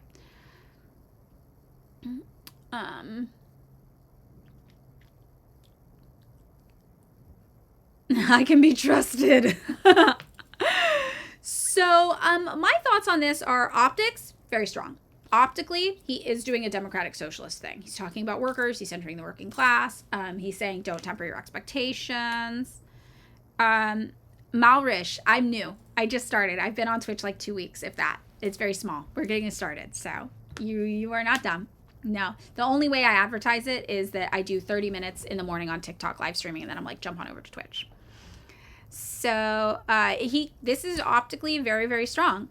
We did see him compromise, though, quite a bit already during his campaign. So I have no reason to believe he won't compromise further. I think that his inauguration sounds like it was, follower goal, Matt, 1,600. Okay, yay, we're building. We're building. It's new, but we're building. I think that it is strong. Like, I think it looks good. I think that I could see people being very inspired by this speech and by what's going on here. Again, though, the inclusion of Bernie Sanders and AOC tells us that this is the kind of Democrat he wants to be. And I know Bernie Sanders is technically independent, but he caucuses with Democrats. For all intents and purposes, he's a Democrat, right? This is who he's telling us he will be like. And we have seen them capitulate over and over again. We see he's bad on foreign policy. We see he's bad on imperialism, just like AOC and Bernie Sanders are bad on imperialism. And that's what leads me to believe that he's more of a social democrat than a democratic socialist, right? It doesn't seem like the end goal is actually socialism. It seems like the end goal is to continue liberal bourgeois capitalism, but by throwing the working poor a bigger bone than they're used to receiving, which is progress based on where we are, I guess. But the foreign policy, this is why I tell people, I jokingly say I'm a single issue voter and the issue is American foreign policy. Because if you are not critical of empire, right, you are saying that imperialism is a necessary tool to maintain a life of luxury, relative luxury. We don't even have luxury, right? But to live a life of relative comfort here in the United States. And the working class here, the working poor, the unworking poor, the unemployed, right? It feels weird to say that we're living a life of relative comfort. And what I mean when I say that is not that our lives are comfortable. What I mean is that our homes aren't being actively bombed at the moment, right? And people in the global south can't say the same. And that's in part to protect our way of life here, which I'm not going to pretend like the American working class doesn't have it hard. We do have it hard. The global south has all of this and worse, right? Which is the threat of the United States military showing up on their front door. And we have a little bit of that threat here, but not like they do, right? Not like, I don't think we all know that. So it's interesting because it looks like domestically, yeah, he's saying and doing all the right things. But the foreign policy stuff is major. It's major, right? People in Venezuela can't trust that their home's not going to get destroyed by the U.S. military. What about the working class in Venezuela? Like, we have to care about them too. Yeah. Meanwhile, Fox News, Mamdani was sworn in a derelict subway station, matches his politics perfectly. Yeah. And there is that forever burden, right? Of like, the Republicans make somebody that, like, Mamdani, AOC, Bernie Sanders, this is what the Democratic Party should be. This should be your centrist party, right? Your left party here in the United States. That's what the Democratic Party should be. And they're so far right-wing that these people look like fringe lunatic extremists compared to them. And it's hard because the Republicans paint them to look like extremists. And you're like, damn, the Republicans make them look cool. Like, and that's annoying too. Right? But, you know, it is what it is. Would I have posted the video that started that drama? That's a good question. Probably not, because I think I would have had a better chance of radicalizing more people if all of that hadn't started. I think that I did a successful job at radicalizing people. And the disinformation campaign really made people not trust me. Made people think that I was saying lies, right? And that's why the one thing I will always do is when people are like, you're spreading misinformation online, I'm like, tell me one claim. And they never can. They never can. They're like, I saw a video. And I'm like, okay, that's not a thing. And then you look at the video and it's somebody like that woman Aspen, where it's like, she didn't even show any claims I made. She literally just rambled with my face in the background as though she was dunking on me or a point I've made, and there was nothing. But media literacy is so dead. It's so dead. And I feel like up until that point, I did have a chance. I was getting through to people. I was getting through to a lot of people. So, you know, that's the only thing I regret about that. Yeah. Thank you, Czar Rasputin.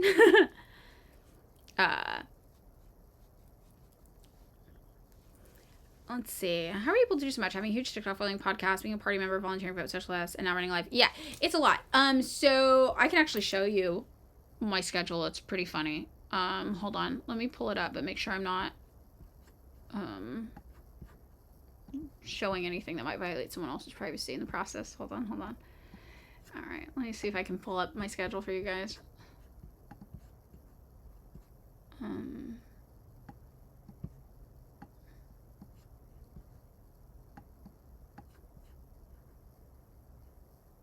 Just a sec. I'm just removing anything that's like someone else's life, not mine, you know?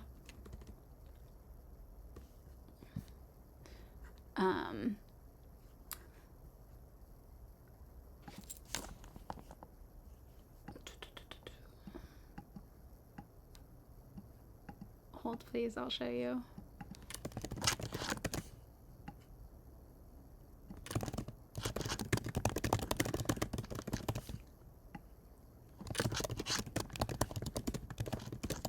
All right, so here, I'll show you guys my schedule. So this is my actual schedule. I share a to-do list with my partners. That's why I'm like, I just want to remove anything. So this is my day. So 6 to 8 a.m. I get ready. I get for her medicine. 8 to 9:30 is my scheduled streaming time. As you can see, it's 10:16 in LA right now, though. So that's cutting into my time. So that means that I'm going to be posting on TikTok less today because I'm streaming more. And I need to figure out that negotiation. And then I have also my socialist volunteer work from 10:30 to 11:30. I do that every day. And then from 11:30 to 12, I do personal tasks. And from 12 to 1, I take a lunch. So this gives me some buffer if things go over, you know, I can deal with that later. And then it's not actually 1 to 6, though. It's 1 to 7. Sorry, that was a mistake. So from 1 to 7, usually I do tunnel vision work. And that's 6 hours a day. And we're supposed to work 28 hours a week at tunnel vision. That's considered full-time work. I do 30 hours because I do Friday as well. So I started working Fridays as well to accommodate it, basically. So my full-time at tunnel vision is only 28 hours, though, and that is helpful. So I just do 30 hours instead because whatever, I have stuff to do. And then I block off my days. So Monday I do all my computer work. Tuesday I do warehouse. Wednesday, it used to be Thursday warehouse, but I switched it so I can work in the warehouse at the same time as Camilla, who also works with us. So we can be at the warehouse at the same time, which is helpful. Wednesdays I do all our content. Thursdays, product stuff, and Friday marketing. So that's my schedule. It's really intense, though. It's a lot. Right now, and the reason I wake up so early is because my partner leaves for work at like 5 in the morning, so they wake up at like 4 in the morning, so I wake up to their alarm anyway, and then I'm just up. I don't think I want a CI list. I don't know. Yeah, I'm not sure. I don't think so, though. I can't imagine that. Aspen totally gives me blonde Republican woman vibes. That's so true. Oh, I'm so glad about the Marxism thing, the organizing things. Yeah, I am a machine. But, I like live streaming a lot. It's just not super profitable. So I can't justify cutting into my other stuff. So I have to manage the time of it. But because I enjoy it so much, I can get stuck doing it more easily. Hold on, let me minimize this. And that becomes kind of a time suck. So then I have less time for lunch, or I have less time for my personal tasks, things like that kind of fall by the wayside. So I struggle to maintain my schedule perfectly, but the personal tasks and the hour lunch I give myself, it is a buffer if things go over. Yeah, call the CIA and ask them. What do they think about me? Okay, so that is what we got going on with Mamdani. So what do you guys think about this in the context of what Engels said? Do we think bourgeois socialist? Do we think democratic socialist? I'm going to go back to the Engels text, actually. Because I've got to say, this inauguration, it does sound pretty good, right? So it does make me think maybe he is a democratic socialist, right? Maybe that is actually the best position to put Mamdani in, but I guess it will be based on his actions. But he is a democratic socialist who has entered into the service of a ruling bourgeoisie. And also, though, if he's not opposing imperialism, I guess he's not a socialist, right? You have to be opposing imperialism to be a socialist. That is like one of the main thing. They have a 2-page report of JT. Who's JT? He's a cookie cutter reformist democratic socialist. That's kind of what I'm thinking too. Yeah, I don't think he's actually. I think if he's like an AOC, a Bernie Sanders, we know those guys are social democrats, if that. And that's what we think. The bar is in hell. Yes, Bell. The bar is in hell. We're like, I don't know. Is he going to justify the murder of innocent civilians in the global south or not? Only time will tell. We'll see. It's absolutely wild. Yeah, it's wild. Even if he personally is a democratic socialist, the politician in him is a socialist. Yes, I think you're correct. Yes. Yeah, you think the guy hates socialism. Socialism is not one smile. Yeah. Oh, JT. Oh, yeah, is one of the deprogram. Yeah, deprogram. That makes sense. Wow. Suggested a poll. How do I create a poll? Virgo might be able to, if Virgo's still in the chat. Find passport? Yeah, I found it. Don't worry. I found my passport, everybody. Located. It's so funny. Your country is run by a dumb soak and fascism is rising on top. Exactly. It doesn't present. Oh, a poll. Is Mamdani a bourgeois socialist or a democratic socialist was our poll. And we're thinking the bourgeois socialist is like a social democrat here. Oh, typing /poll. Oh, really? Oh, okay. Thank you, Tiniest Boop. Yeah, I know. It's hard to not get them mixed up.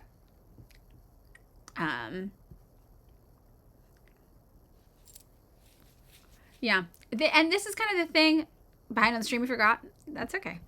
Yeah. So I don't know. I think that this is like the biggest issue with all of this is that this doesn't actually challenge anything that endorses capitalism at the end of the day. Anything that endorses imperialism is not actually ever going to threaten fascism because it profits from it. And that's what we see time and time again, right? Anything that profits from the status quo in any way is not going to challenge it. And that's also goes in line with why haven't the American people revolted, right? We, in many ways, despite our oppression, do profit from the status quo. Because we profit off of worse conditions imposed on people in the global south. And I don't think that means that, I'm not an accelerationist. I don't think that everything needs to burn down and become completely unbearable for us to raise socialist consciousness. I think the alternative to waiting for things to get so bad people have no choice is mass educational outreach, right? That's the alternative. Engels talks about this here, right? Democratic socialists are proletarians who are not yet sufficiently clear about the conditions of liberation of their class. That's an opportunity. That's an opportunity for us to educate people. So that's where I try to focus on. I'm like, okay, we want to raise socialist consciousness. We want to get people to understand what socialism is and what it isn't and how it can help. And say, you don't want to wait to see how bad this shit gets before people revolt, right? We don't want that. It can get a lot worse. It can get a lot worse than this. It's bad now. It can get a lot worse. Do you really want to see how bad it can get before you abandon ship and move to a better system? I don't. I don't want to. And in many ways, that's why we think people who support the status quo, that is a form of accelerationism. Because we know it's a downward trajectory. When you look at data, you see, like, let's look at rates of home ownership in the United States by year.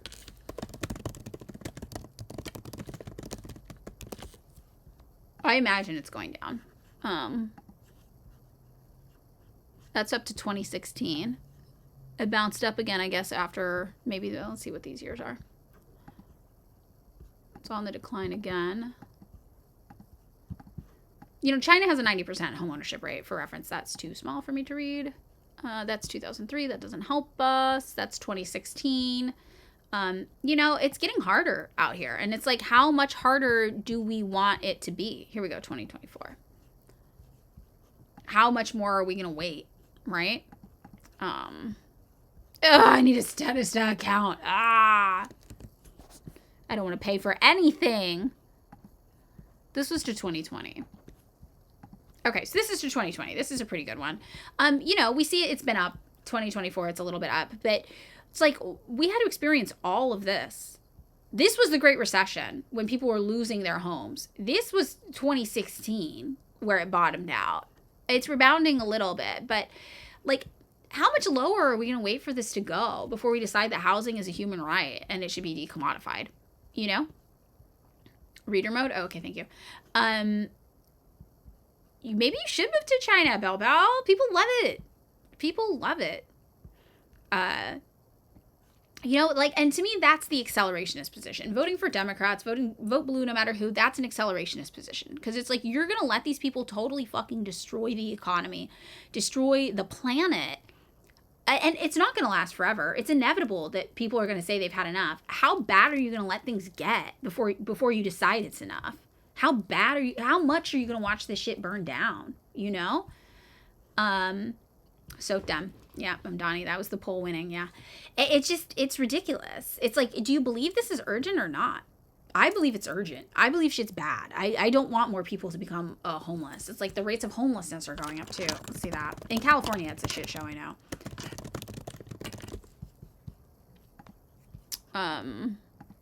Let's see.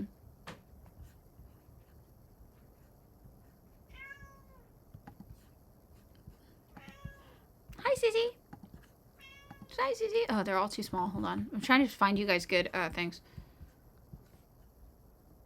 Yeah, when people are like, listen to black women, and it's like, yeah, I do, they're communists. Like, they don't like that. They don't like that. That's what I got into that fight with Elizabeth Booker Houston. And she's like, I found the one black woman who calls herself a communist who agrees with me, Angela Davis. And I'm like, okay, well, there's all these other ones that don't, so I don't fucking know what to tell you. Right? So, yeah, 2023, homelessness rose to record levels in the United States. And it's like, how many more people have to lose their homes and be living on the streets before you've decided that the status quo is enough and we can't keep doing this? Right? Oh, what's the request queue? What is that? I don't know what that is. Yeah, greatest country in the world. We can't even afford shelter. Exactly. You know, it's just like, I don't want this to get worse. This is why I can't support the Democratic Party. Right? And I think that's maybe a good rhetorical tool to use when talking to liberals. How much worse are you comfortable with things getting? Because people can't stand it forever. It's going to happen at some point. So do you want the change now? Or do you want to wait until everything's on fire and 80% of us are homeless on the streets before it gets worse? And I think that's like a good question to ask people, right? Because we know it's getting worse and we have evidence. They might not know it, but you can show them evidence. You'd be like, okay, so homelessness is at record high levels. It's getting worse. It's not getting better. Affordability, horrible affordability, right? Credit card default rates, I think, are at the highest they've been, if I remember right.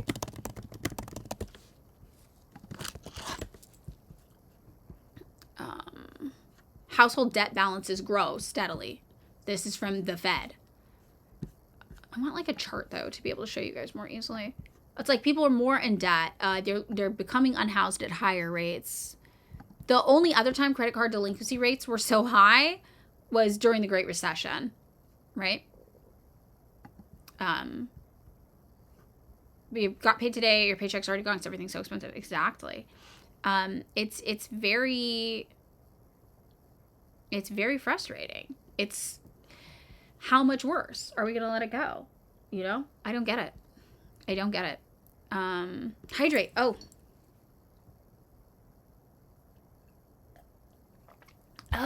it goes into a queue to be checked off. Oh, it was all the waterboarding.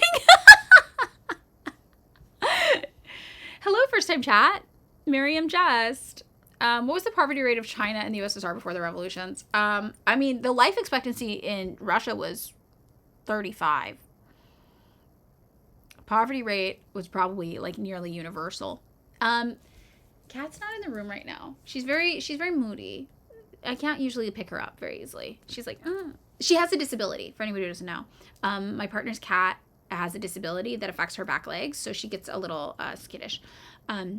In fact, when my partner got her, she was supposed to be euthanized because she was disabled and nobody wanted to adopt her. So my partner took her, and she wasn't able to walk or anything. And she was really afraid of the world and like kind of mean to everybody. And they were like, yeah, she's like not an adoptable cat. And my partner was like, I want to meet the cat. I want to see the cat. And they were like, no. And also my partner at the time looked like psychotic rave fairy, like glitter braids, like purple hair, like, hello, you know? And they were like, no, weirdo, you can't take this weird disabled cat. Like, what are you doing? And my partner was like, show me the cat, basically demanded it. And the second they brought the cat, like opened the cat's little carrying gate, you know, the cat went straight to my partner's lap and just like rolled up and was like, yep, we're leaving together now. Yep.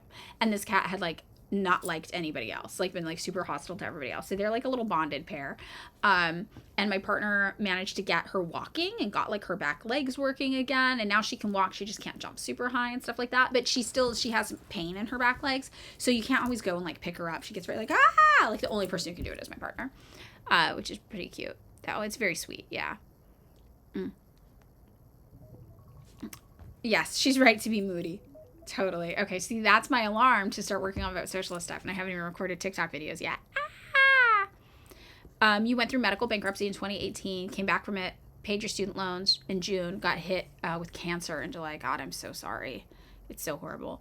Yeah, I was thinking about just letting my credit cards default because I already own my house. I own a car. I don't need a credit card rate, or I don't need a credit score. So part of me was just like, what am I fucking doing this for? You know? Because you guys know if you read my book, I worked very, very hard to pay off my credit card debt so I could buy a house.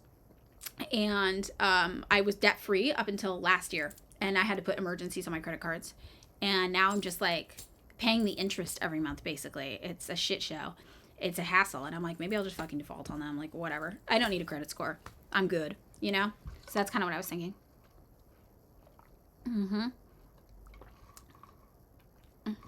Yeah, I own a house in LA. It's not a full house though. If you're not familiar with my house story, I talked about it in the book, but my best friend and I bought a property together. So it's like a duplex, and it's like half the price. So we both just live in one unit on the property. So she has a unit and I have a unit.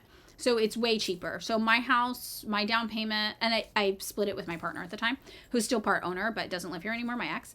And so my share of the down payment was $7,500, and the mortgage on my house, my unit, is $2,500 a month. So it's pretty chill. You thought I was a landlord? Yeah, you thought I was a rich landlord. I know, right? No, it turns out I make $4K a month. That's what I live off of. My take-home pay is $4K a month in Los Angeles. Yeah, so it's not a lot of money.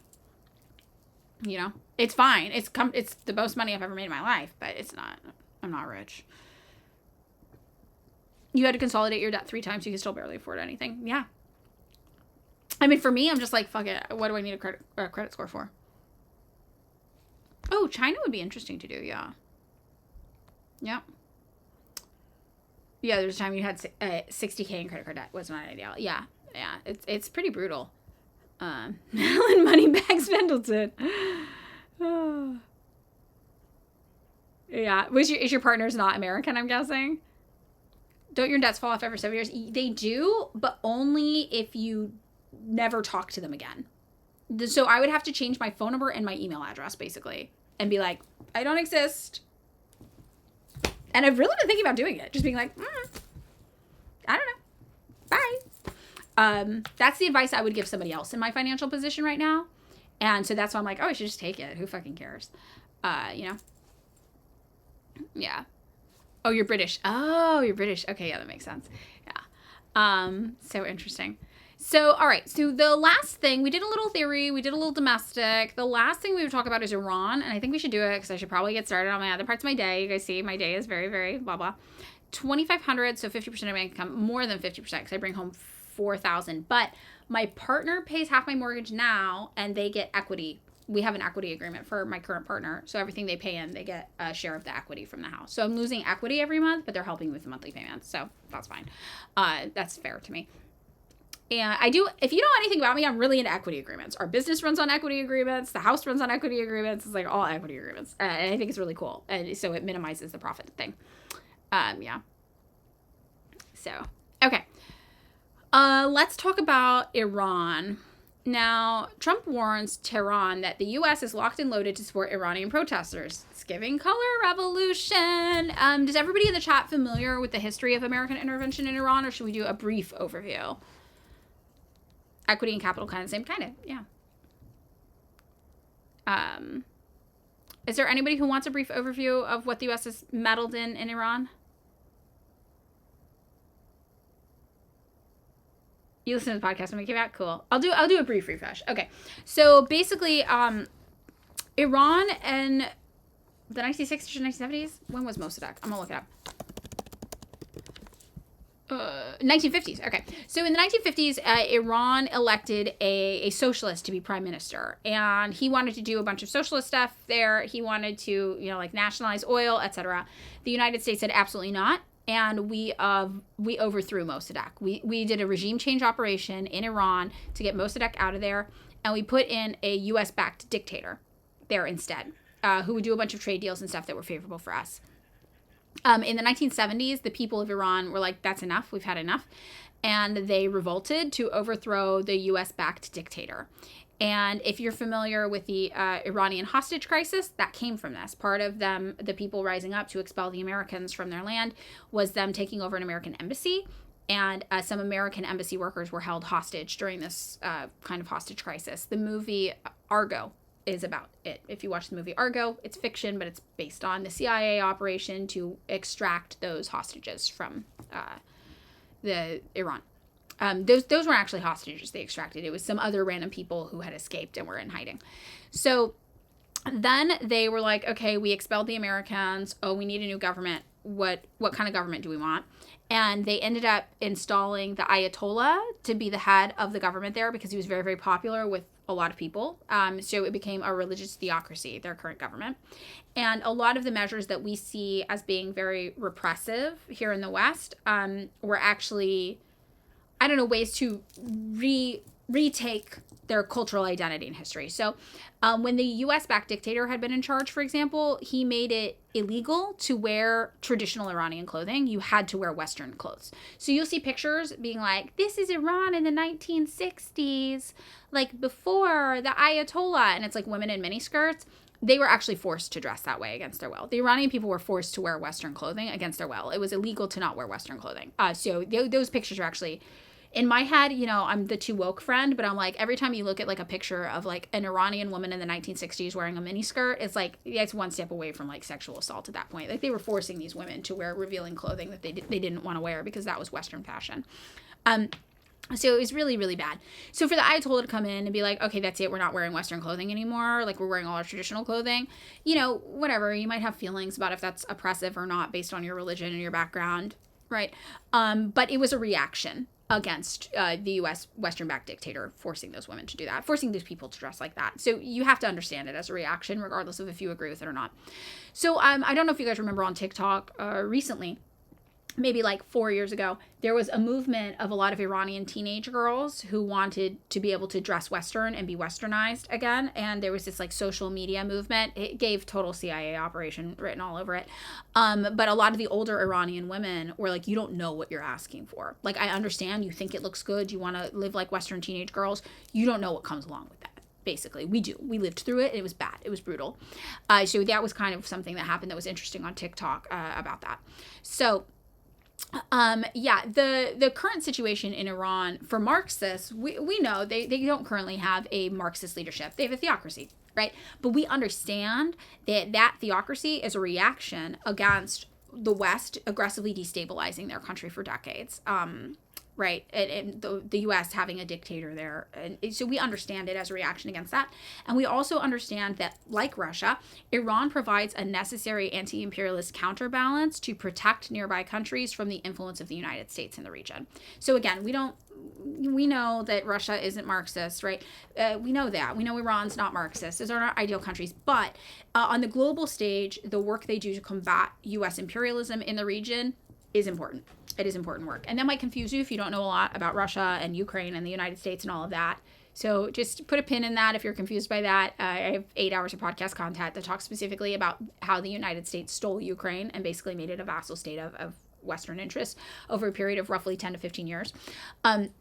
So that work is important. And that's why we see, for example, Russia showing up in Caracas in Venezuela in 2019 when we tried to do a coup and saying, hey, we heard you were in need of bilateral negotiations, which is basically their nice political way of saying, we heard you were trying to overthrow the government of Venezuela. Do you want war with Russia? Not on our watch. So that's the kind of stuff they do that we're like, that's important. And we understand that's important. And Iran, same thing. They push back against Israel a lot in the region. They defend countries, them in Yemen as well. They defend countries against Israeli aggression. They are a force that is an immovable rock that's like, you can't fuck with Iran in that region. And that's necessary in many ways for Israel and for Western ambitions. So that's how we understand these places. We know they're not perfect. We know they're not our ideal government, but we understand them in the context of Western destabilization. We understand their current political situation to be a reaction against that. And we understand that they provide a necessary counterbalance to American imperialism. So, the clothing thing, the lived up, so it's very, very interesting. Fork's mad about something. Equity and capital are not the same, but they are related. That's better. Yeah, thank you for that person for doing that. Capital is a broad term for financial assets used to run a business. Equity specifically represents the ownership stake in the business. Yeah, sorry, I just saw that. That is correct. You can actually see about, Marx talks about this in Capital as well, in Volume 3 of Capital. I've been referencing Volume 3 of Capital a lot lately. But it is in Volume 3 of Capital. He talks about that kind of stuff. Equity is like more akin to profit. Right? Your equities, your ownership shares. So it dictates your profit you're able to draw from a business in the context of American capitalism, or the property or whatever. So thank you, that person, for clarifying that. That was great. So yes, I'm implying society as a result of some material conditions. Yes. First time chat. Malthor, the Soul Slayer. 20 active wars going on. How close are we to world revolution? I'll be happy. You're lonely and depressed today. This is what I said earlier. Just remember, the CIA thinks that a communist or socialist revolution is a possibility in the United States in our lifetime. So we have to at least be as optimistic as the CIA is. We defend the DPRK at all costs here. We defend the DPRK. Fork is barking in support of the shot. Fork, come here. What are you doing? Oh, maybe she has to go by. Let me take her out. What are you doing, Fork? Did you go out? Did you take yourself out, or were you bad? Come on, Fork. Oh, Fork had an accident. Fork, come on. Oh, no, stop. My dog has a bladder issue. Come on, Fork. And a neurological issue. So she has to be told when to go out regularly. Come on, Forky. Come on. That's why we always do this no matter what's going on. Hold on. We got to get Fork. Fork, come here. Yeah, you had an accident. I see that. It's not great. Come on. I know you still have to go potty again now. Come here. Let's go.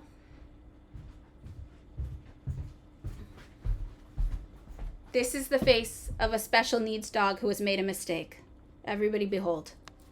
Chairman Fork. Yeah, she does have potty pads. She did not use the potty pad either. The potty pad's a backup for emergencies, and she did not do it. Huh, yeah, you didn't. You made a mistake. It happens sometimes. It wasn't great. We'll work on it. Yeah, I know. Go on, go potty more. I know you have to.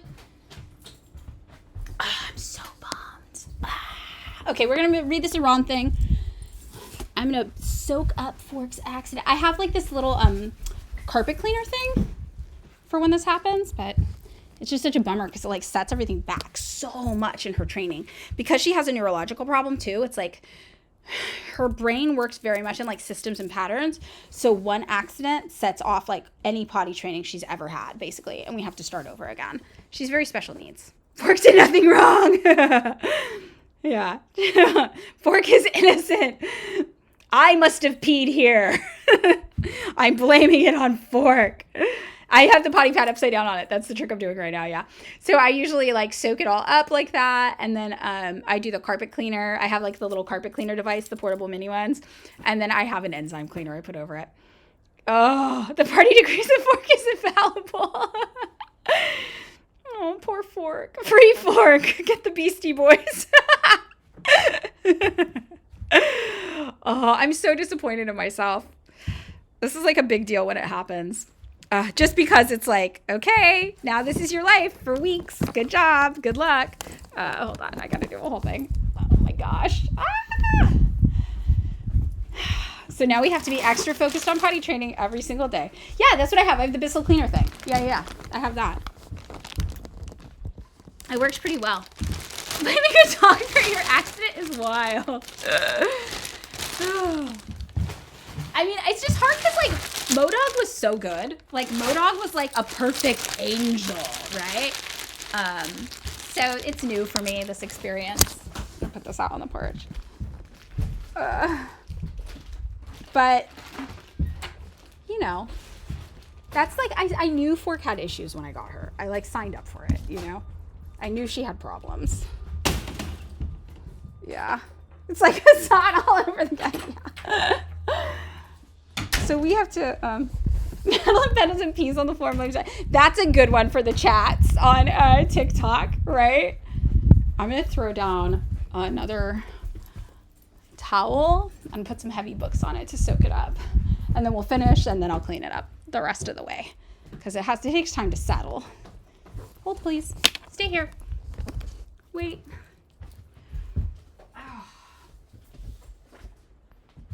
This is my trick to soak up anything left over. Towel with heavy books on it for like 10 minutes. I'm so disappointed in myself.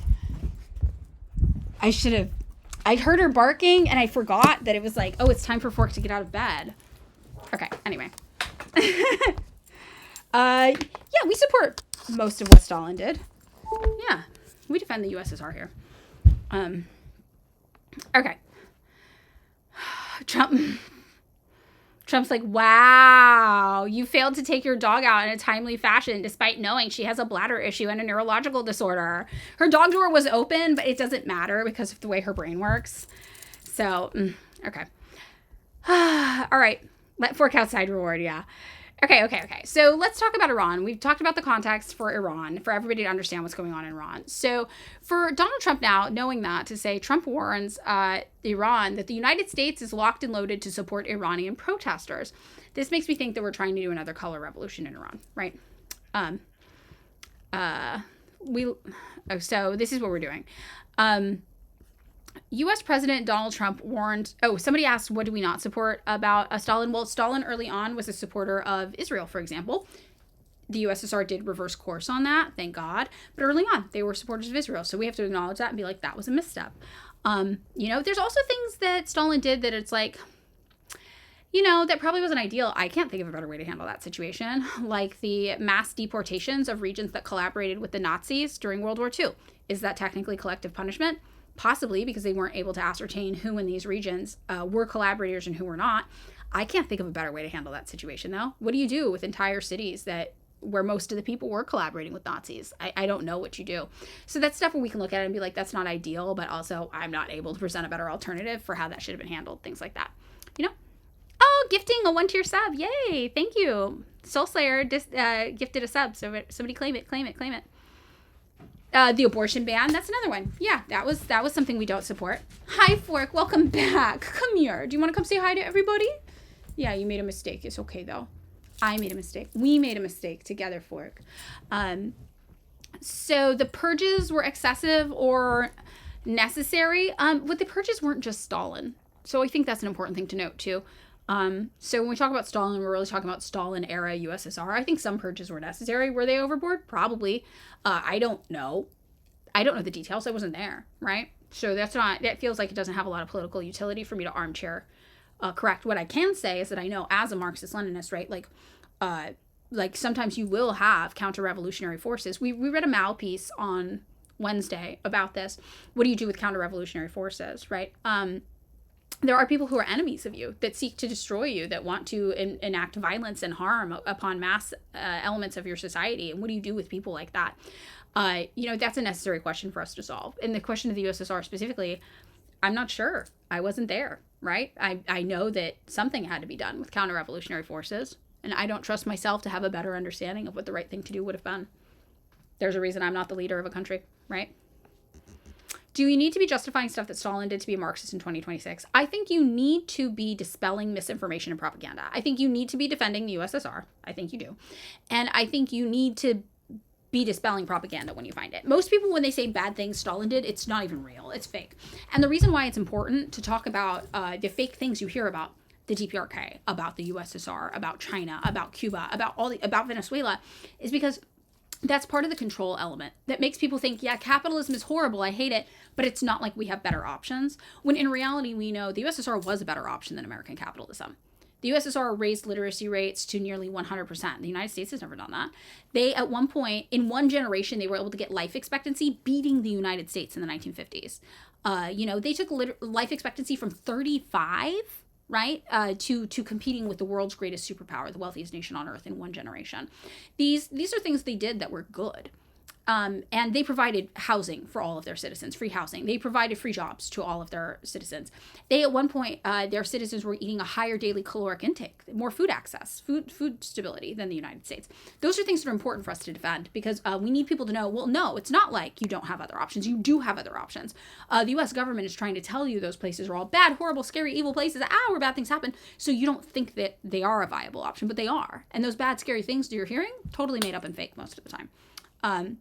Is every socialist country perfect? No, of course not, right? We know they're not perfect, but they don't have to be perfect. They just have to be better than this, and they are. Guess what? They are, and that's why we have to defend those projects and why it's important to do so, right? So we gotta stand up for that.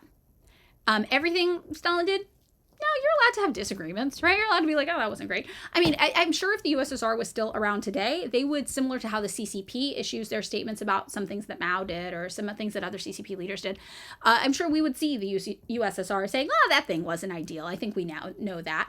And that's fair, right? But they're not around today. So we don't have that internal critique. Like when we talk about Mao, like my critiques of Mao are the same critiques that the CCP has of Mao, where they're like, Comrade Mao did many great things. The Cultural Revolution was maybe a little much, but when you talk to a Westerner about the Cultural Revolution, they're like, 80 bagillion people died. And you're like, well, no, I think it's like 12 dudes died, and it's because their students beat them to death, and that was not cool. That was really bad, and that should not have happened, as the CCP even acknowledges, but I don't know where you're getting these numbers from. That's made up. So that's kind of the situation we find ourselves in as Marxists, right? First, figure out what the other person thinks happened, because odds are what they think happened is not correct, and it's super, super propagandized.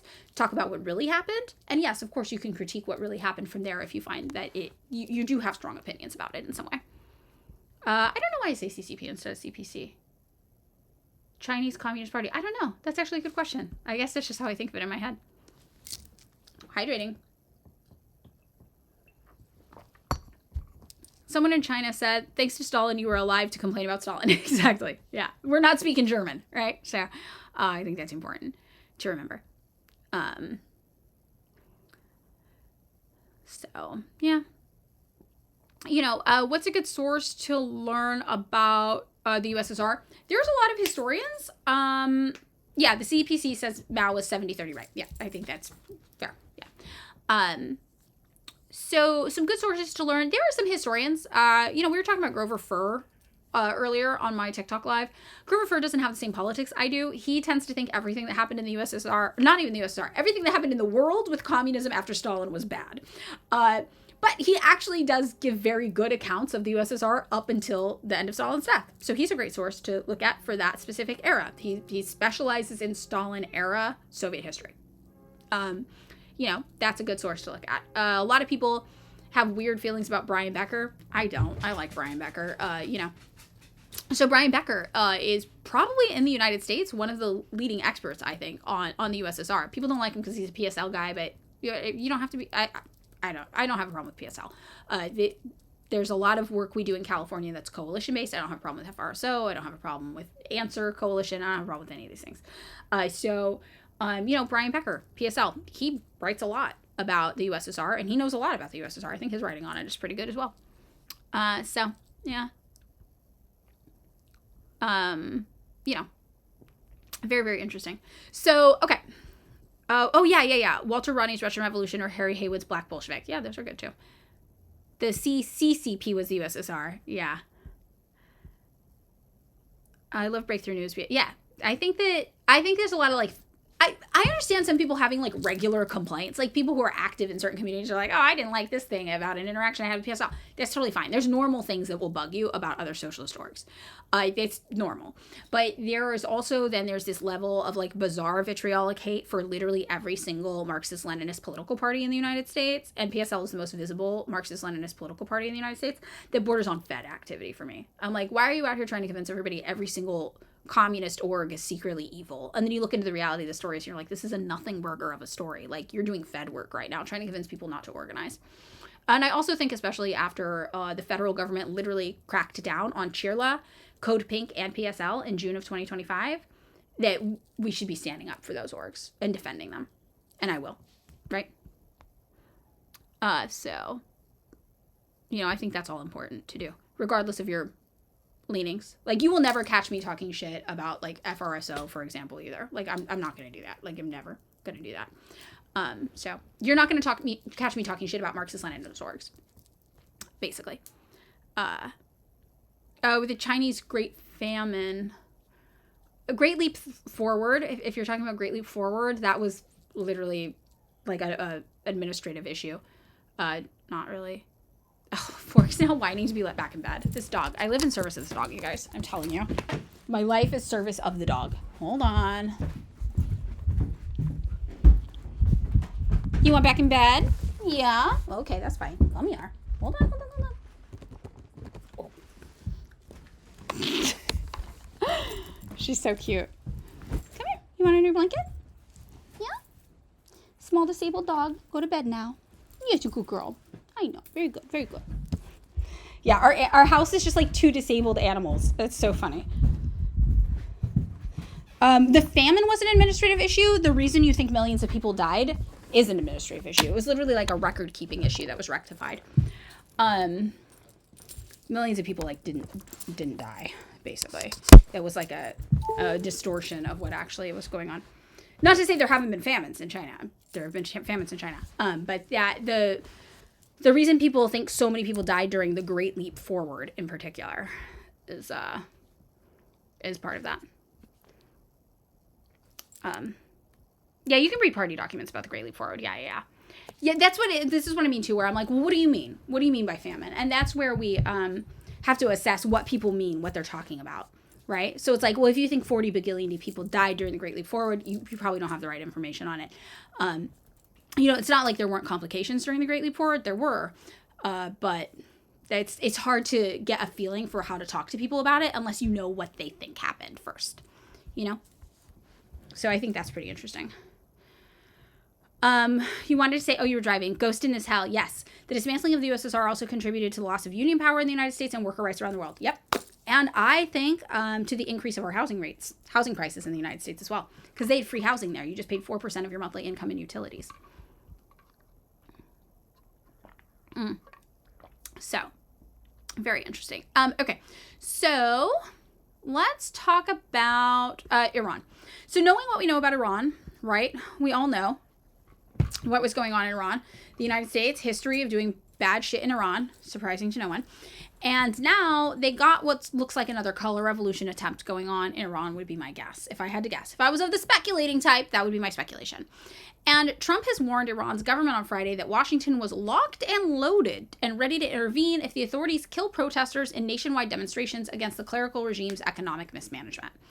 Trump's threat of U.S. intervention comes 6 months after American forces attacked Iranian nuclear facilities, and the president began the week by saying he would back an Israeli attack on Iran if the country rebuilt its atomic capabilities.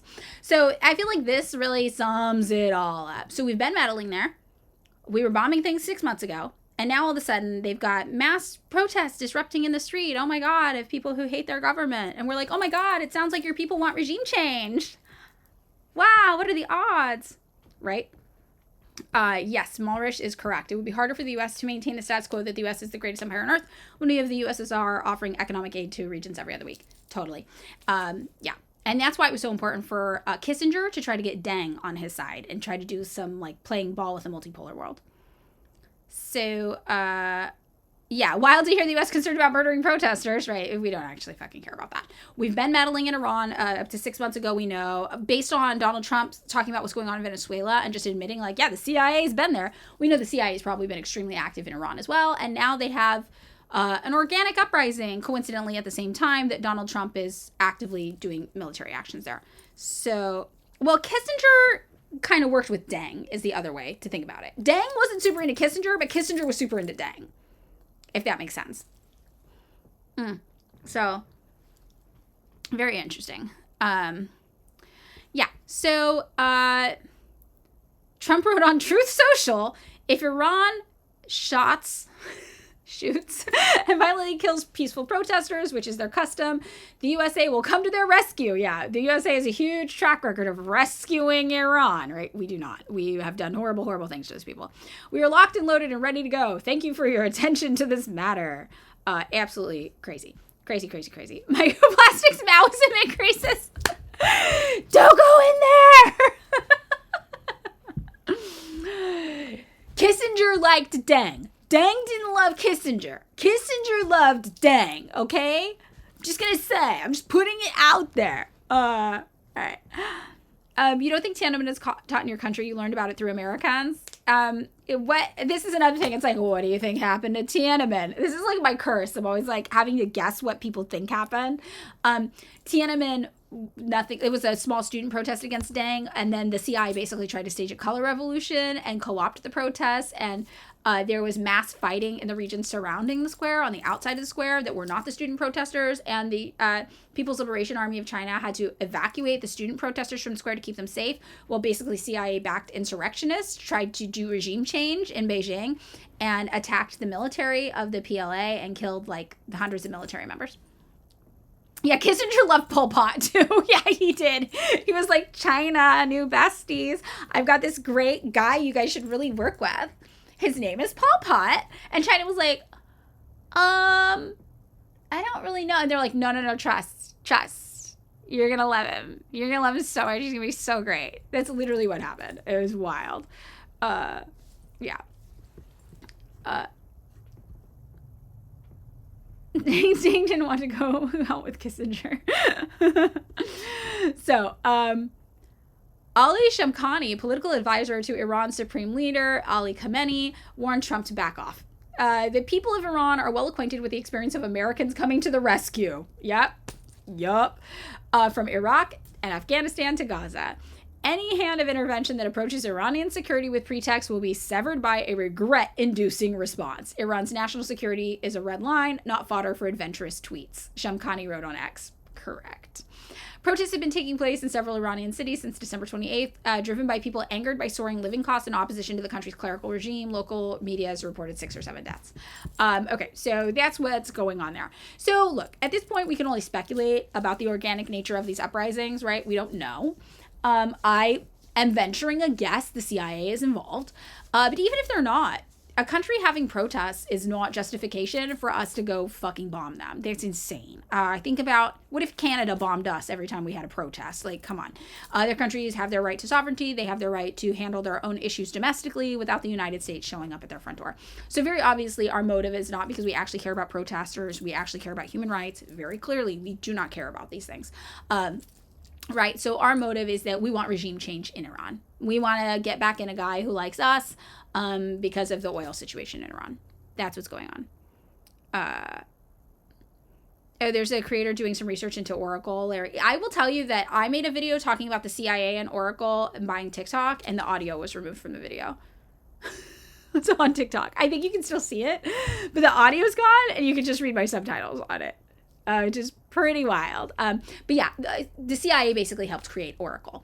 And Oracle is a private company, but it's considered like basically the CIA by internal intelligence, how it's handled. Like they're allowed access to things that like the government's allowed access to because they're like, it's basically us. Very, very interesting. And Oracle is who helped purchase TikTok. Very, very interesting.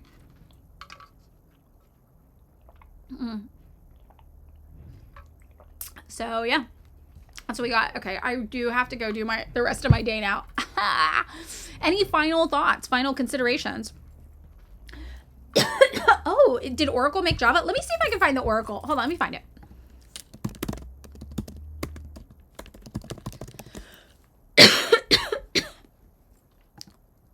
I hate, my allergies act up so bad in the winter.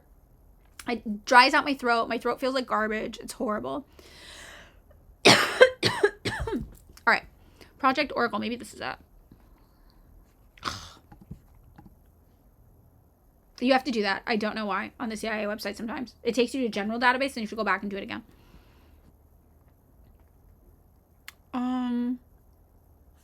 This is not what I was looking at.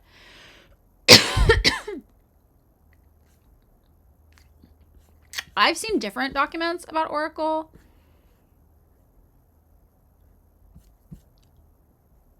Project Oracle. Let me see.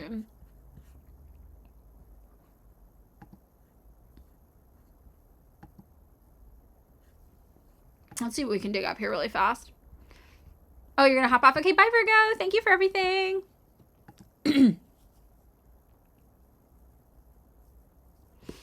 Let's see. 1977. Oh, here's a Gizmodo article about it. They probably linked to primary sources. Yeah, Larry Ellison's Oracle started as a CIA project. Yes. The CIA was Oracle's first customer. Yes. Late 1970s. Blah, blah, blah, blah, blah. Okay. Let's see. So maybe those were pretty good because it probably started as Project Oracle. Oops, I didn't mean to click that. We'll do this before we leave. Really fast. Oracle goes back to 77. Yeah, exactly. So I guess this must have been it. Yeah, 1975. This was the CIA project. Project Oracle is what it started as. I've seen different CIA documents on this. It's funny, this is the one that came up first. But basically, I've seen documents talking about Oracle's access to classification. So let's see. Project Oracle. Let's go to the CIA reading room. I swear to God, my IP address is probably flagged or something.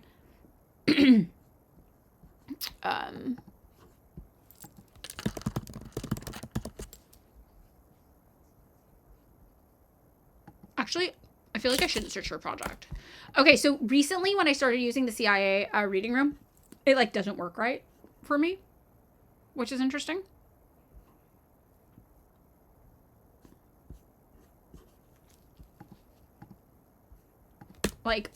It just stopped working for me. Isn't that crazy? If I was more conspiratorially minded.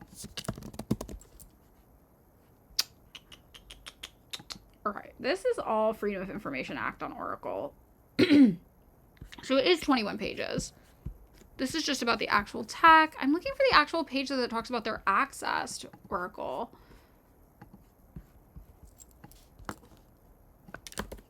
This is so boring. I'm so sorry. I hate doing research with you guys because I feel like it's so boring. Yeah.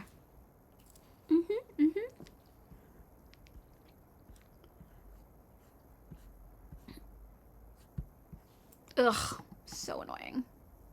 It's just this one document. This is the same document I'm getting. I'll try an incognito window. Let's see.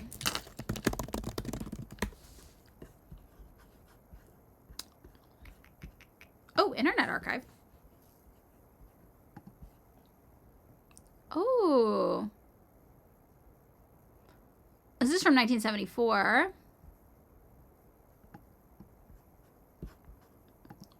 Internet Archive is our friend. This is all about Oracle, the future of the Oracle project, blah, blah, blah, blah, blah. This is also not the one I've seen. I've seen an internal memo, basically, that was about their security access and how they were getting granted.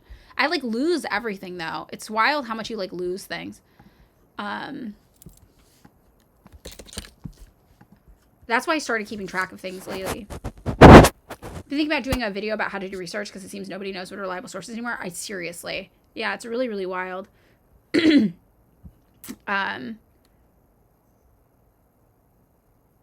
It's very interesting. People like I don't know if you guys saw the video I made about the person who was like, you can't wear jeans in North Korea. See? I'm telling you. I really think something has happened for me and access to CIA documents. I'm not trying to be conspiratorial, but like I cannot access these things anymore. Which is weird.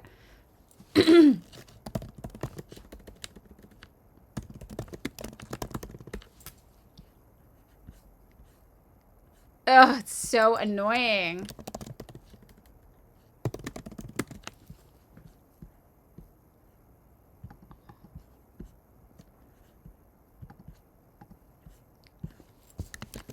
Also, I told my partner when we traveled internationally together for the first time, I was like, oh, I get pulled aside at every security screening place. And my partner was like, okay, whatever. And then we traveled together and they were like, what the fuck? And I'm like, oh yeah, I'm like randomly selected for like additional screening everywhere. Oh, the funding cut affected their server space? Maybe. Is that true? Do we know that for certain or are we guessing? Yeah, I don't know. This is just about changes. This is not super interesting. Okay, what's this one? Let's see what this one is. This is just general security. This has nothing to do with Oracle. Oh, it's so annoying. Okay, I gotta do like a proper thing. Vox has an article though. Let's see what Vox says. Let's see if they mention the CIA. Oops. Nope. Nope. Nope. Nope. Two back and forth endlessly forever. Yeah, it doesn't work. You support free speech and the Second Amendment, and you support Palestine. Are you a Republican or a Democrat? Yeah, I don't know. You might be one of us. You might be one of us. The Marxists support the Second Amendment. The Marxists support gun rights. I know that was funny. A funny Trump win about the USAGM funding being cut. That's so funny. Okay, all right. Well, I don't have time to pull this up apparently. Blah. So I guess that's a sign. I should probably get going to the next part of my absolutely wild bonkers schedule. What are we on now? It's 11 a.m. So I should be in the middle of my Vote Socialist volunteer work. I skipped my TikToks today. Maybe I'll make one on Pol Pot. That'll be easy. Yeah. So I think that's it for today's stream. I don't know, you guys. Thanks for hanging out. I'll be back on Monday. If you guys think of any topics between now and Monday you want to bring to the table for us to discuss, feel free. Please let me know. And in the meantime, I hope everybody has a lovely first weekend of 2026. And thanks you guys for being here. Bye.